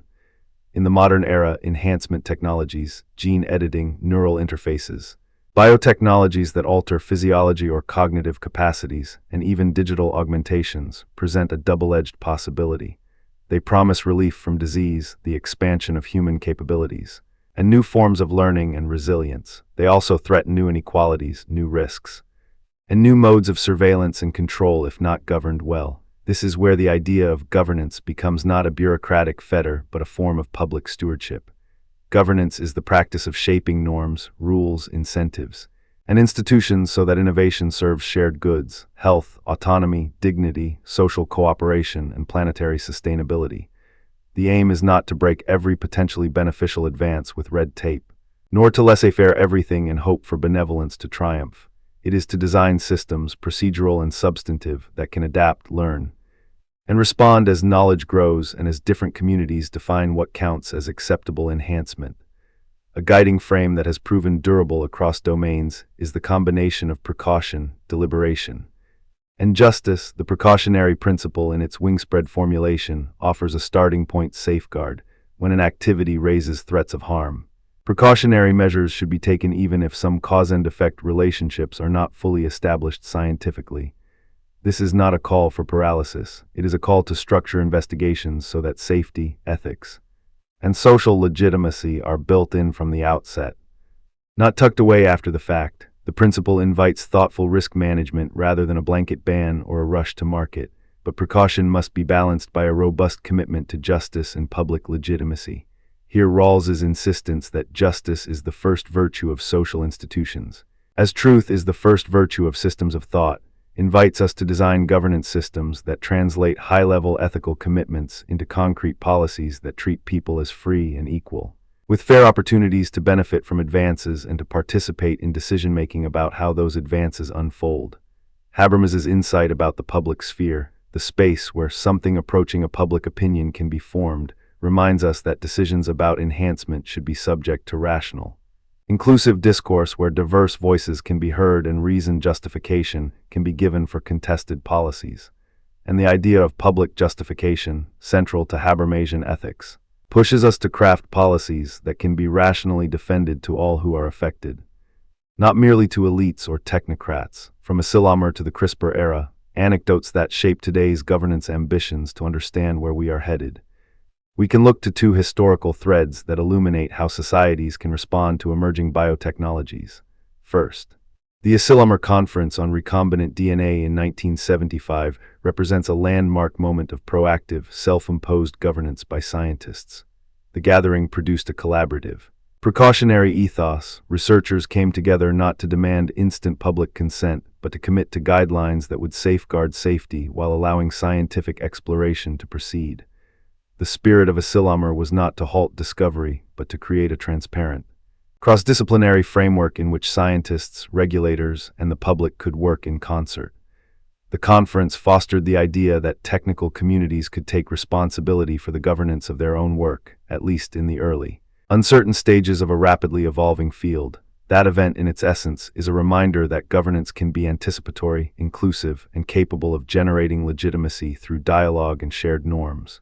Second, the 2018 CRISPR babies controversy, Jianqiu's claimed birth of edited embryos, offers a stark cautionary tale about what happens when governance gaps widen into governance crises. The episode underscored how easily promising capabilities can outrun public, professional, and regulatory consensus. It exposed the fragility of safeguards that rely too heavily on optical illusions of expert consensus, on insufficient transparency, and on fragmented accountability across borders. The fallout reminded policymakers and practitioners that a patchwork of national rules, voluntary guidelines, and uneven enforcement may be insufficient to manage high-stakes biological capabilities with cross-border implications. It is precisely this warning that motivates a more robust, inclusive, and deliberative architecture for governance, one that can endure scrutiny, adapt to new information, and reflect a broad spectrum of values. As contemporary guidelines and policies evolve, we can see a more mature pattern emerging, frameworks that combine precaution with public engagement, that anchor decisions in justice and fairness, and that insist on transparency, accountability, and inclusive participation. The 21st century has brought a constellation of global and national guidelines to the table, shaping research and clinical practice in genome editing and related technologies. These guidelines emphasize governance, risk assessment, oversight, and equitable access. They recognize that different cultural, political, and social contexts will produce different legitimate stances. And they insist on processes that can accommodate pluralism without capitulating to unsafe or unjust outcomes. This is where the core sections of our forward-looking framework take their bearings. A constructive framework, ethics by design. Safety and inclusive governance at the heart of a practical path forward are three integrated pillars: ethics by design, robust safety and monitoring, and inclusive governance anchored in deliberative democratic practices such as citizen assemblies. Let us unpack each pillar, connect them to real-world mechanisms, and show how they interlock to form a resilient path toward responsible enhancement. 1. Ethics by design. Embedding ethical reflection into every stage of development. Ethics by design is more than a checklist. It is a reflex embedded in the architecture of technology development. It means asking ethical questions in the same breath as engineering questions, and treating values such as autonomy, privacy, equity, and solidarity as co-design variables rather than afterthoughts. In practice, ethics by design means early and iterative value mapping. Teams map which values matter for a given technology and for whom, tracing potential impacts on different populations, including vulnerable groups. This includes anticipating unintended uses and potential misuses, and designing mitigations from the outset. Transparent value trade-offs. Developers articulate the key trade-offs inherent in a design choice, for instance, the balance between precision and accessibility in genome editing, or the tension between user autonomy and social protection when augmenting cognitive performance. This clarity supports subsequent governance decisions and public justification, designed for informed understanding, not just informed consent in the clinic, but the design of information materials, consent processes, and user interfaces that reflect cognitive realities, bounded attention, framing effects, and the limits of lay comprehension. This is consent that respects real human decision-making, not a one-size-fits-all form.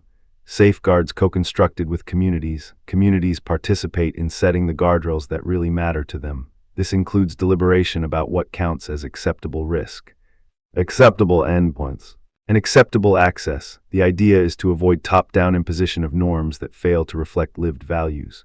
Provisions for continual ethical auditing. Ethics by design requires ongoing review rather than a single upfront assessment. Technologies evolve, so must our understanding of their ethical implications. This includes post-market or post-implementation surveillance of impacts, with mechanisms to pause or revise features as evidence accumulates. Interdisciplinary collaboration as default. Engineering, biology, ethics, law, social science, public health, and community voices work side by side from the earliest stages. The aim is not to reduce complexity to a neat formula, but to cultivate mutual understanding and shared responsibility. Ethics by design resonates with Habermas's insistence that normative claims must be justifiable to all affected in a public, rational discourse. It also aligns with Rawlsian justice by ensuring that the design process anticipates who will bear risks and who will benefit, thereby supporting equal basic liberties and fair opportunities. When a design decision could alter access to capabilities in ways that would systematically advantage some groups over others, ethics by design makes those distributions legible and contestable from the outset. 2. Robust safety, monitoring, and adaptive governance. A second pillar centers on safety as a dynamic social process rather than a one-off certification. Robust safety and monitoring means precise risk assessment frameworks. Developing technologies require ongoing, transparent risk assessment that accounts for complexity and uncertainty. This includes both probabilistic risk analyses and worst-case scenario planning, with explicit acknowledgement of what is known, what remains uncertain, and what would trigger reevaluation. Iterative oversight with escalating governance tiers. Early-stage research may be governed by professional guidelines and institutional review, while later-stage clinical trials or product deployments require multi-stakeholder oversight, independent ethics review, and international coordination to manage cross-border implications. Post-deployment surveillance and speed to adjustment. Real-world monitoring systems track outcomes, adverse events, equity of access, and societal effects. When signals of risk or inequity emerge, governance pathways allow rapid adjustments, temporary suspensions, or reformulations, clear accountability and redress mechanisms. It should be obvious who is responsible for safety failures, how communities can seek remedies, and how independent audits occur. Accountability is not punitive only, it is a learning mechanism that improves both technology and governance. Safety by design features like reversibility, containment, and access controls can be baked in. Where possible, designs should include optional deactivation, fail-safes, or user consent-activated thresholds that prevent misuse or unintended drift from therapeutic or beneficial uses to purely enhancement purposes with uncertain societal desirability. Global coordination with local autonomy. While safety data and standard setting benefit from global sharing, communities will differ in risk tolerance and cultural norms. An adaptive governance model recognizes local sovereignty and accommodates regional variations within a shared framework of minimum safety and ethical standards. The precautionary principle, again, provides a language for risk management, but it must be tempered by a Rawlsian commitment to equality. As these technologies scale, we must guard against safety regimes that become instruments of exclusion or exploitation for marginalized groups. That requires explicit attention to who bears the costs of safety protocols, who pays for monitoring, and who controls data about safety outcomes. It also requires that safety measures do not create barriers to beneficial research in under-resourced settings. 3. Inclusive governance and deliberative democracy. Citizen assemblies and public justification. Deliberative democracy, including citizen assemblies, provides a practicable tool for broadening legitimacy beyond professional elites. The logic is straightforward. When people affected by a technology help shape its rules, the resulting policies are more likely to be accepted, more careful in design, and more robust in enforcement. Implementing inclusive governance means public participation as a design principle. From early-stage policy conversations to later-stage governance experiments, ensure that lay citizens, patient groups, caregivers, healthcare workers, disability advocates, ethicists, and scientists operate in the same decision-making space. The aim is not merely to seek consent after decisions are made, but to invite meaningful influence on the policy architecture itself.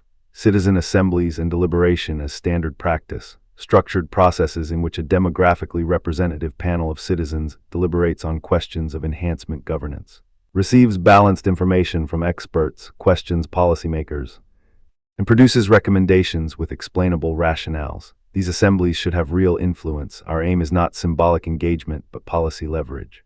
Public justification as the normative anchor. Policymakers must justify rules to the public on grounds accessible to reasoned debate. This is the Habermasian ideal in practice. Normative claims should be supported by reasons that others can reasonably accept, given their own values and legitimate concerns. Education and public literacy. To participate meaningfully, the public must have access to understandable information about the technologies, their potential benefits, and their risks. This includes scientific literacy, media literacy, and an awareness of ethical dimensions. With materials tailored to diverse educational backgrounds, equitable access to participation, ensure that participation opportunities are accessible to people across socioeconomic statuses, geographic regions, languages, and abilities. Inclusive processes reduce the risk that governance becomes captured by well-resourced actors. These governance practices align with a Rawlsian emphasis on fair processes and public legitimacy, even if people disagree about particular outcomes. There should be fair procedures that respect persons as equals and give voice to those who would otherwise be marginalized.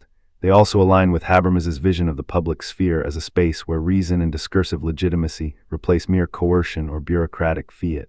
Policy exemplars and case studies, what actual practice looks like as with any ambitious project. Policy experiments offer both guidance and caution. Here are 3 thematic exemplars that illuminate current practice and offer clear lessons for future work. 1. Asilhammer-style precautionary governance for emerging biotechnologies. The spirit of Asilhammer is less about the exact rules and more about the procedural norms. Scientists collaborating with policymakers and the public to shape norms that enable safe exploration, with the flexibility to adapt as knowledge evolves. A modern analog is a standing international framework that requires early, transparent risk assessment and public disclosure of research plans. Cross-disciplinary oversight committees that include bioethicists, public health professionals, patient representatives, and community voices. Contingent containment and experimental safeguards calibrated to risk, with internationally recognized standards for safe practice. Periodic joint reviews that adjust norms in light of new evidence and societal feedback. Mechanisms for non-binding but persuasive international coordination to reduce a race-to-market dynamic and to minimize cross-border misalignment. In this model, the goal is not to freeze innovation, but to cultivate a shared moral ecology in which advances can flourish under agreed safeguards. The Asilhammer precedent remains valuable today as it demonstrates the viability of proactive, self-imposed governance that is both scientifically credible and socially legitimate. It also reminds us that governance cannot be postponed indefinitely, it must be built in, with transparency and shared responsibility as core features. 2. The 2018 CRISPR babies controversy as a cautionary tale about governance gaps. The He Jiankui episode exposed a governance gap. The global community wrestled with how to regulate a powerful technology across national boundaries. Within a patchwork of guidelines and enforcement regimes, the lesson is clear. Governance gaps, whether in oversight, transparency, or accountability, invite unilateral action, erode public trust, and heighten the risk of harm or coercive use. The incident sharpened calls for stronger international consensus on permissible uses, particularly for germline edits with heritable effects, clear national licensing regimes, with penalties for non-compliance and robust whistleblower protections, mandatory, independent verification and public reporting of gene editing research, including the sharing of results, whether success or failure, to accelerate learning and reduce duplication of risk. Transparent clinical trial governance, with patient consent grounded in accessible information and with attention to the social and familial implications of edits, beyond the specifics of CRISPR. The broader takeaway is that supervision cannot be purely technical. It must be ethical, political, and cultural. The failure to align technical capability with public justification and democratic legitimacy threatens not only safety, but the social license for science itself. The responsible response is to embed strong governance structures, anchored in deliberation and justice, that can absorb new data, adapt to different contexts, and communicate clearly with diverse publics. 3. Contemporary global guidelines and national policies shaping research and clinical trials in recent years. Global bodies like the World Health Organization and regional networks have produced guidelines intended to harmonize governance while respecting local diversity. These guidelines emphasize robust oversight, transparency, and equitable access, and they recognize the need to balance innovation with safety and social values. National policies, ranging from development of gene therapy approval pathways to funding criteria that prioritize inclusive access, demonstrate how governance can translate high-level principles into concrete regulatory and funding practices. A few illustrative strands: oversight frameworks that require independent ethics review for genome editing research and that mandate public, accessible risk disclosures. These frameworks often link to patient advocacy and disability rights communities to ensure that the perspectives of those most affected by enhancements are not sidelined. Standards for clinical trials that require careful consideration of long-term effects. Data sharing and post-trial access. The ethical expectation is that if a treatment or enhancement proves beneficial, participants and broader communities should have the opportunity to benefit, not just a subset of wealthy or connected individuals. Data governance policies that protect privacy and ensure that data collected in enhancement research is used in ways that promote public health without enabling coercive surveillance or discrimination. Equity-focused policies that explicitly address how to prevent widening disparities. This can include support for subsidized access, tiered pricing, or public investment in essential enhancements for populations that would otherwise be left behind, ensuring that improvements in health and capability do not become new axes of inequality. Citizen engagement requirements embedded in policy design. Not as an afterthought, some governance models require deliberative processes, citizen assemblies, or juries before major policy changes related to enhancement technologies can be enacted. The aim is to ensure that public justification shapes policy, and that governance remains legible to the people it affects. Policy trade-offs. The tension between precaution and innovation. A central governance challenge is balancing the risks of overregulation with the dangers of underregulation. On one side, excessive precaution can throttle beneficial research, delay life-saving therapies, and entrench market power in a few well-funded players. On the other side, insufficient safeguards can expose individuals and communities to preventable harms, erode trust in science, and widen social inequalities as access to enhancements becomes a privilege of the few. To frame these trade-offs, consider three practical questions. How do we define legitimate risk? A precautionary framework needs to specify what level of risk is acceptable given potential benefits, how to quantify risk in uncertain domains, and who bears the costs of safety measures. How do we ensure proportionality? Regulatory burdens should be proportionate to the magnitude of potential risk and to the significance of the benefit. This means not every new capability should trigger the same heavy-handed regime. Rather, the governance architecture should calibrate intensity based on context and evidence. How do we preserve dynamism and learning? Governance should enable iteration, data sharing, and adaptive regulation. Stagnation is not the goal. Learning from real-world outcomes should shape ongoing governance reforms.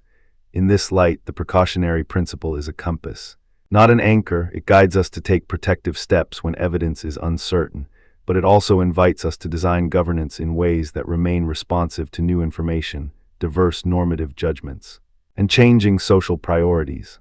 Two concrete design principles for developers and policymakers as we translate these ideas into practice. Two concrete design principles stand out as essential anchors for both developers and policymakers. A. Transparency and informed consent tailored to cognitive realities, clarity as a design feature, information about enhancements. Risks, uncertainties, and alternatives should be presented in ways that people can actually understand. This means plain language summaries, culturally appropriate explanations, and multimodal information that accounts for literacy levels, language diversity, and cognitive biases. Strategic disclosure. Beyond a one-time consent form, provide ongoing, digestible updates about new findings, changing risk assessments, and any new uses of data. This is consent as an ongoing relational process rather than a one-off transaction. Decision aids and scenario visualization, tools that help individuals imagine different futures under a range of choices, including non-use mitigation strategies, and possible social consequences. These aids enable people to exercise autonomy in light of plausible outcomes rather than abstract probabilities.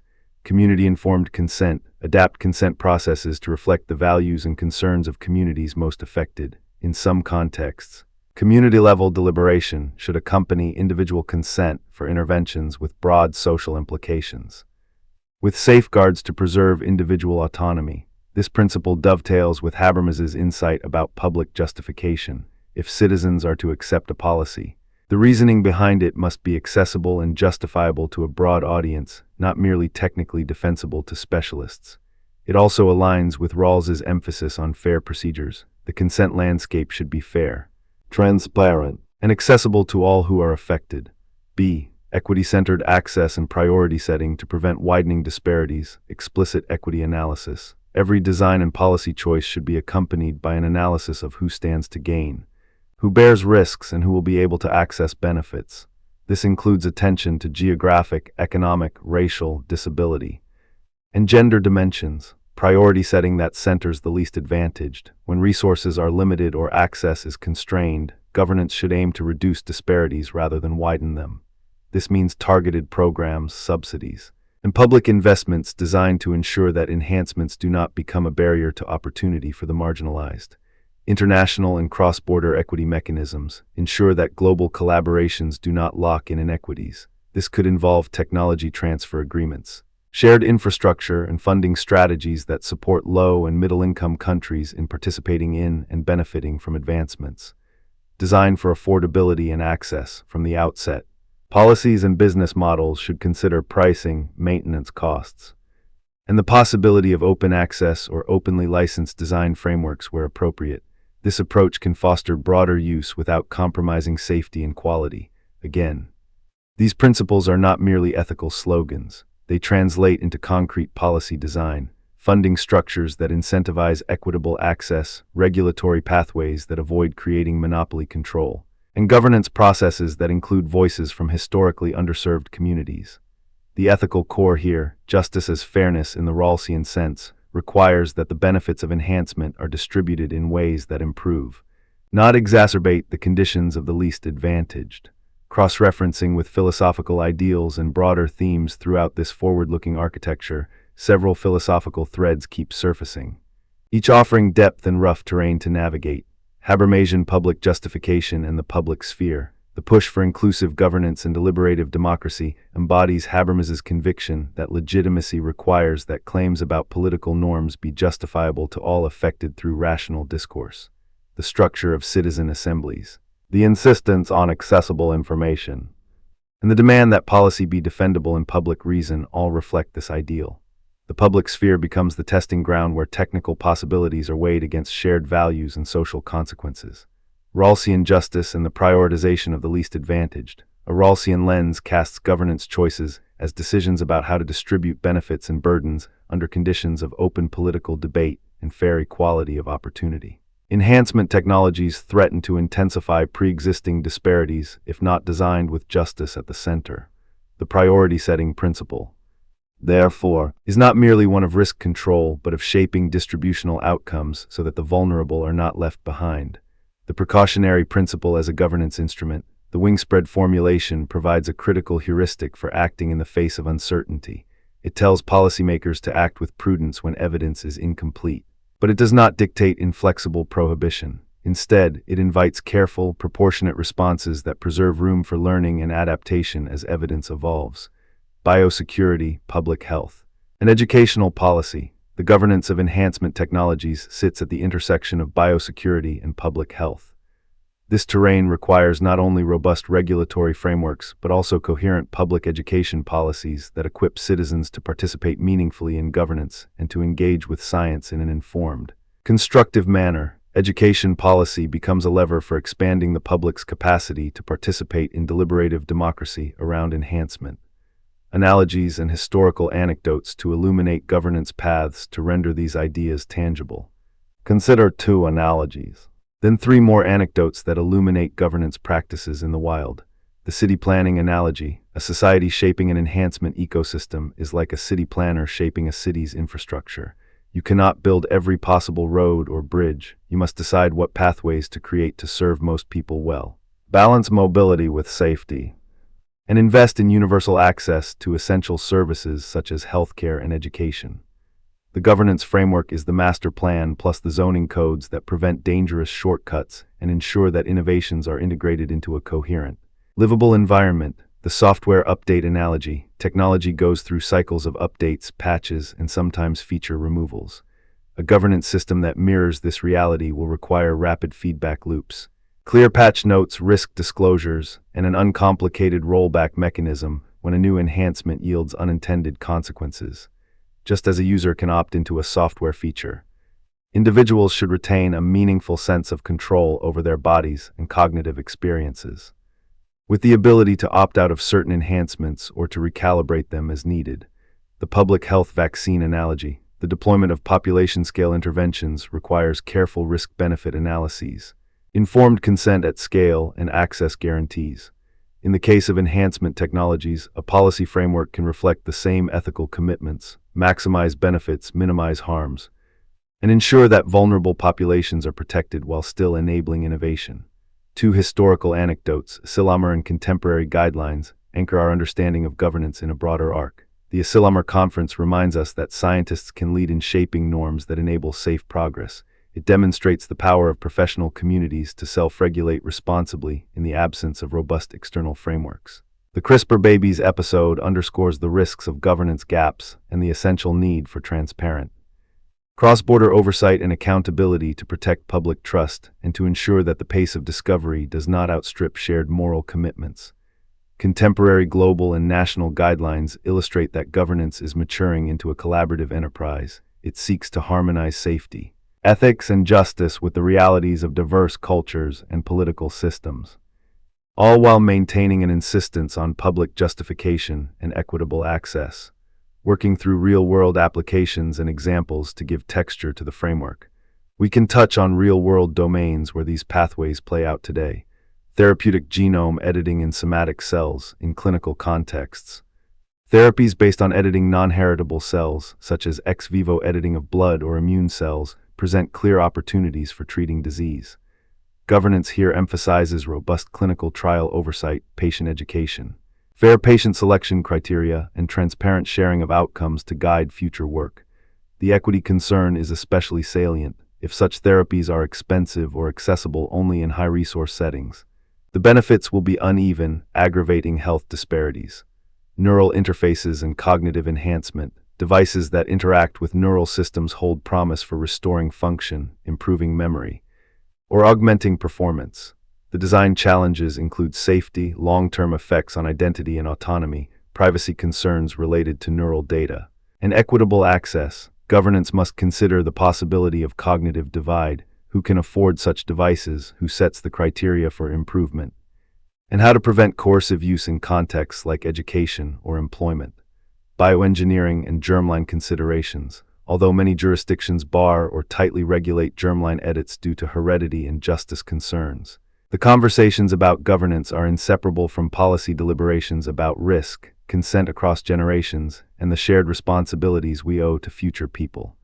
Here, an Asilomar-inspired precautionary framework with clear international norms, coupled with aggressive transparency and citizen engagement, would aim to prevent unilateral, high-stakes actions that could ripple across borders and generations.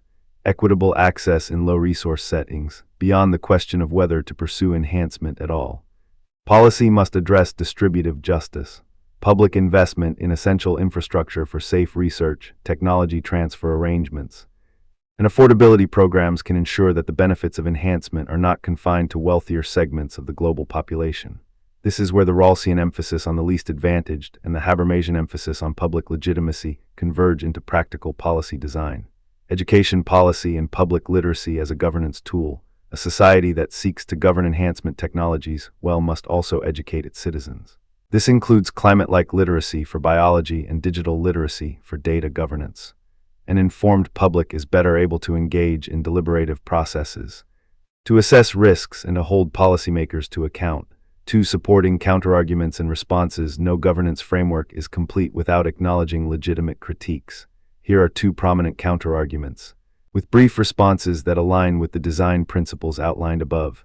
Counterargument 1. The danger of stifling beneficial research through precaution. The worry, excessive precaution can slow down discovery, delay potentially life-saving therapies, and produce a chilling effect that undermines scientific progress and patient welfare. Response: precaution is not the enemy of progress when coupled with adaptive governance, transparency, and public justification. An ethics-by-design approach embeds safeguards as design features rather than external hurdles.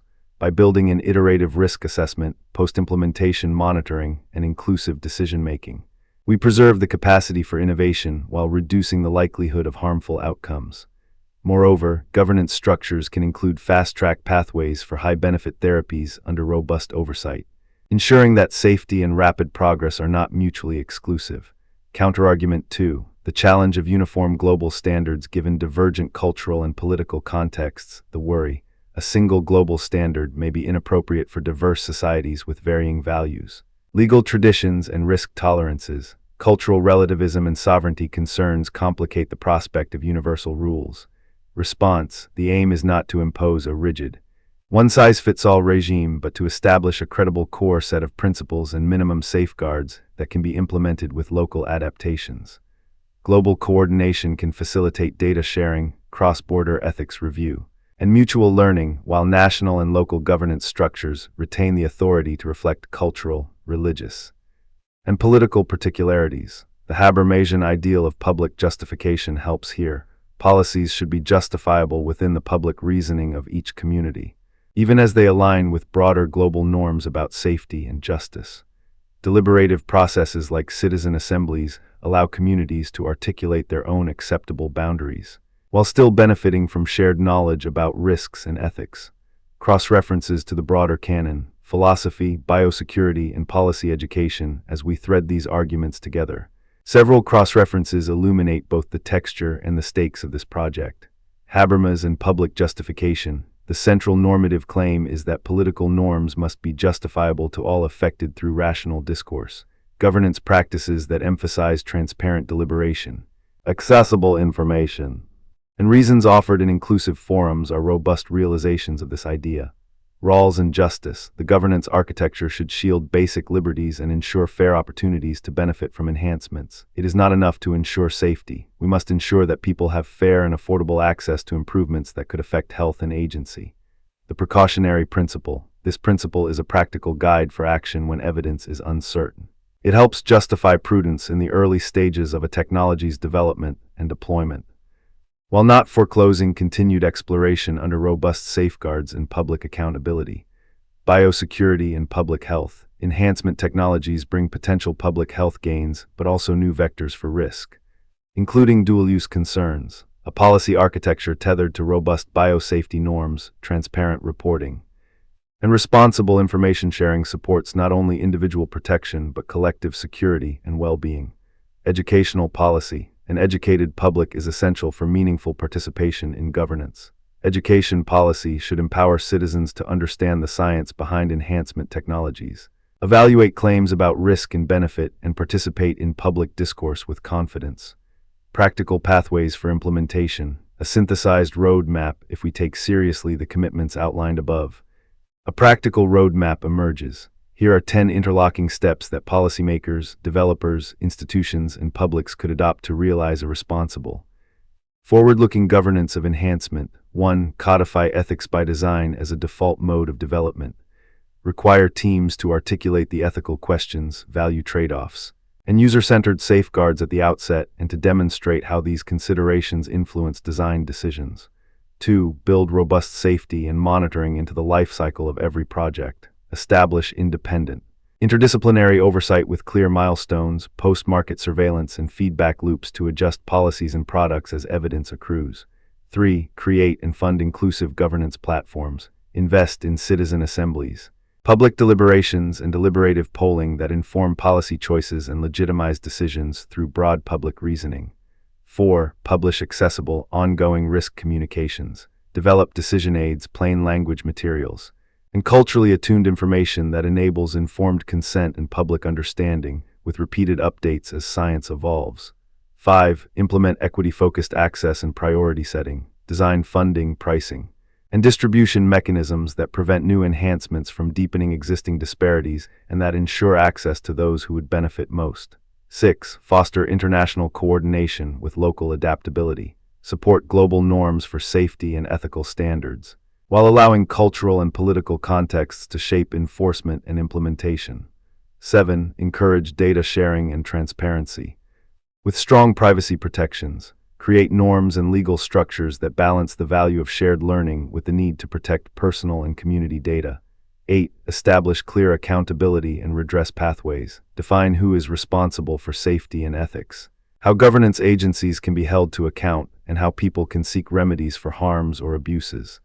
9. Integrate education and public literacy into policy design. Ensure that curricula, public programs, and professional training build capacity for understanding, participating in deliberations, and evaluating policy outcomes. 10. Continuously re-examine and revise policies in light of new evidence and social values.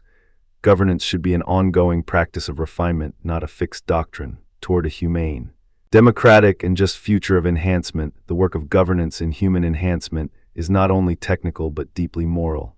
It asks us to confront hard questions about what we owe to future persons, how to honor autonomy while protecting the vulnerable, and how to balance individual aspiration with collective responsibility.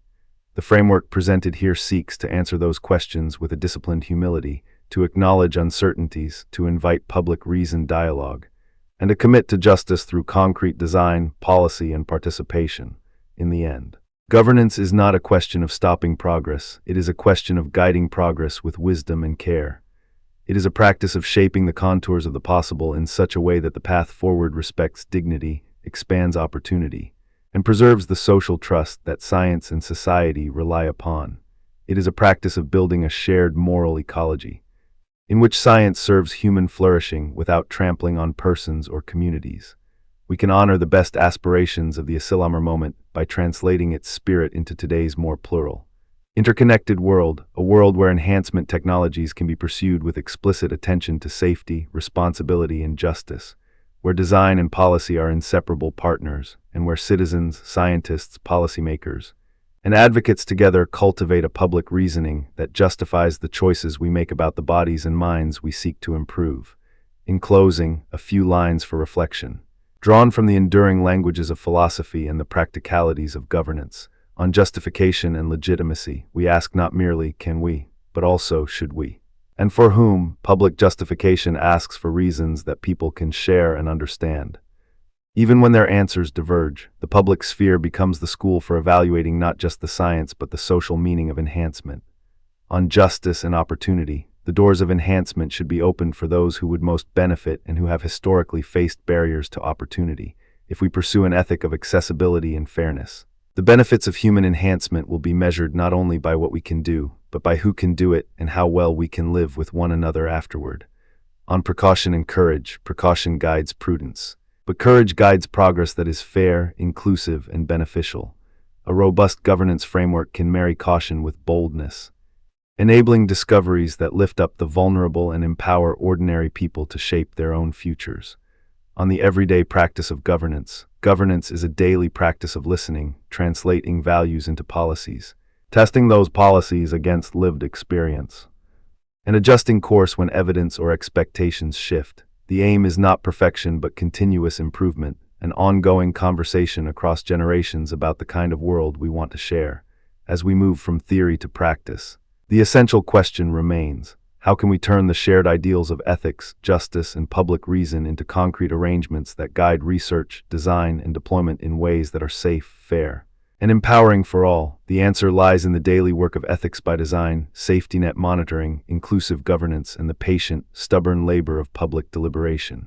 If we commit to those practices, we can transform the philosophy of human enhancement from a contested horizon into a collaborative project, one that honors human dignity while embracing the transformative possibilities that science and technology offer.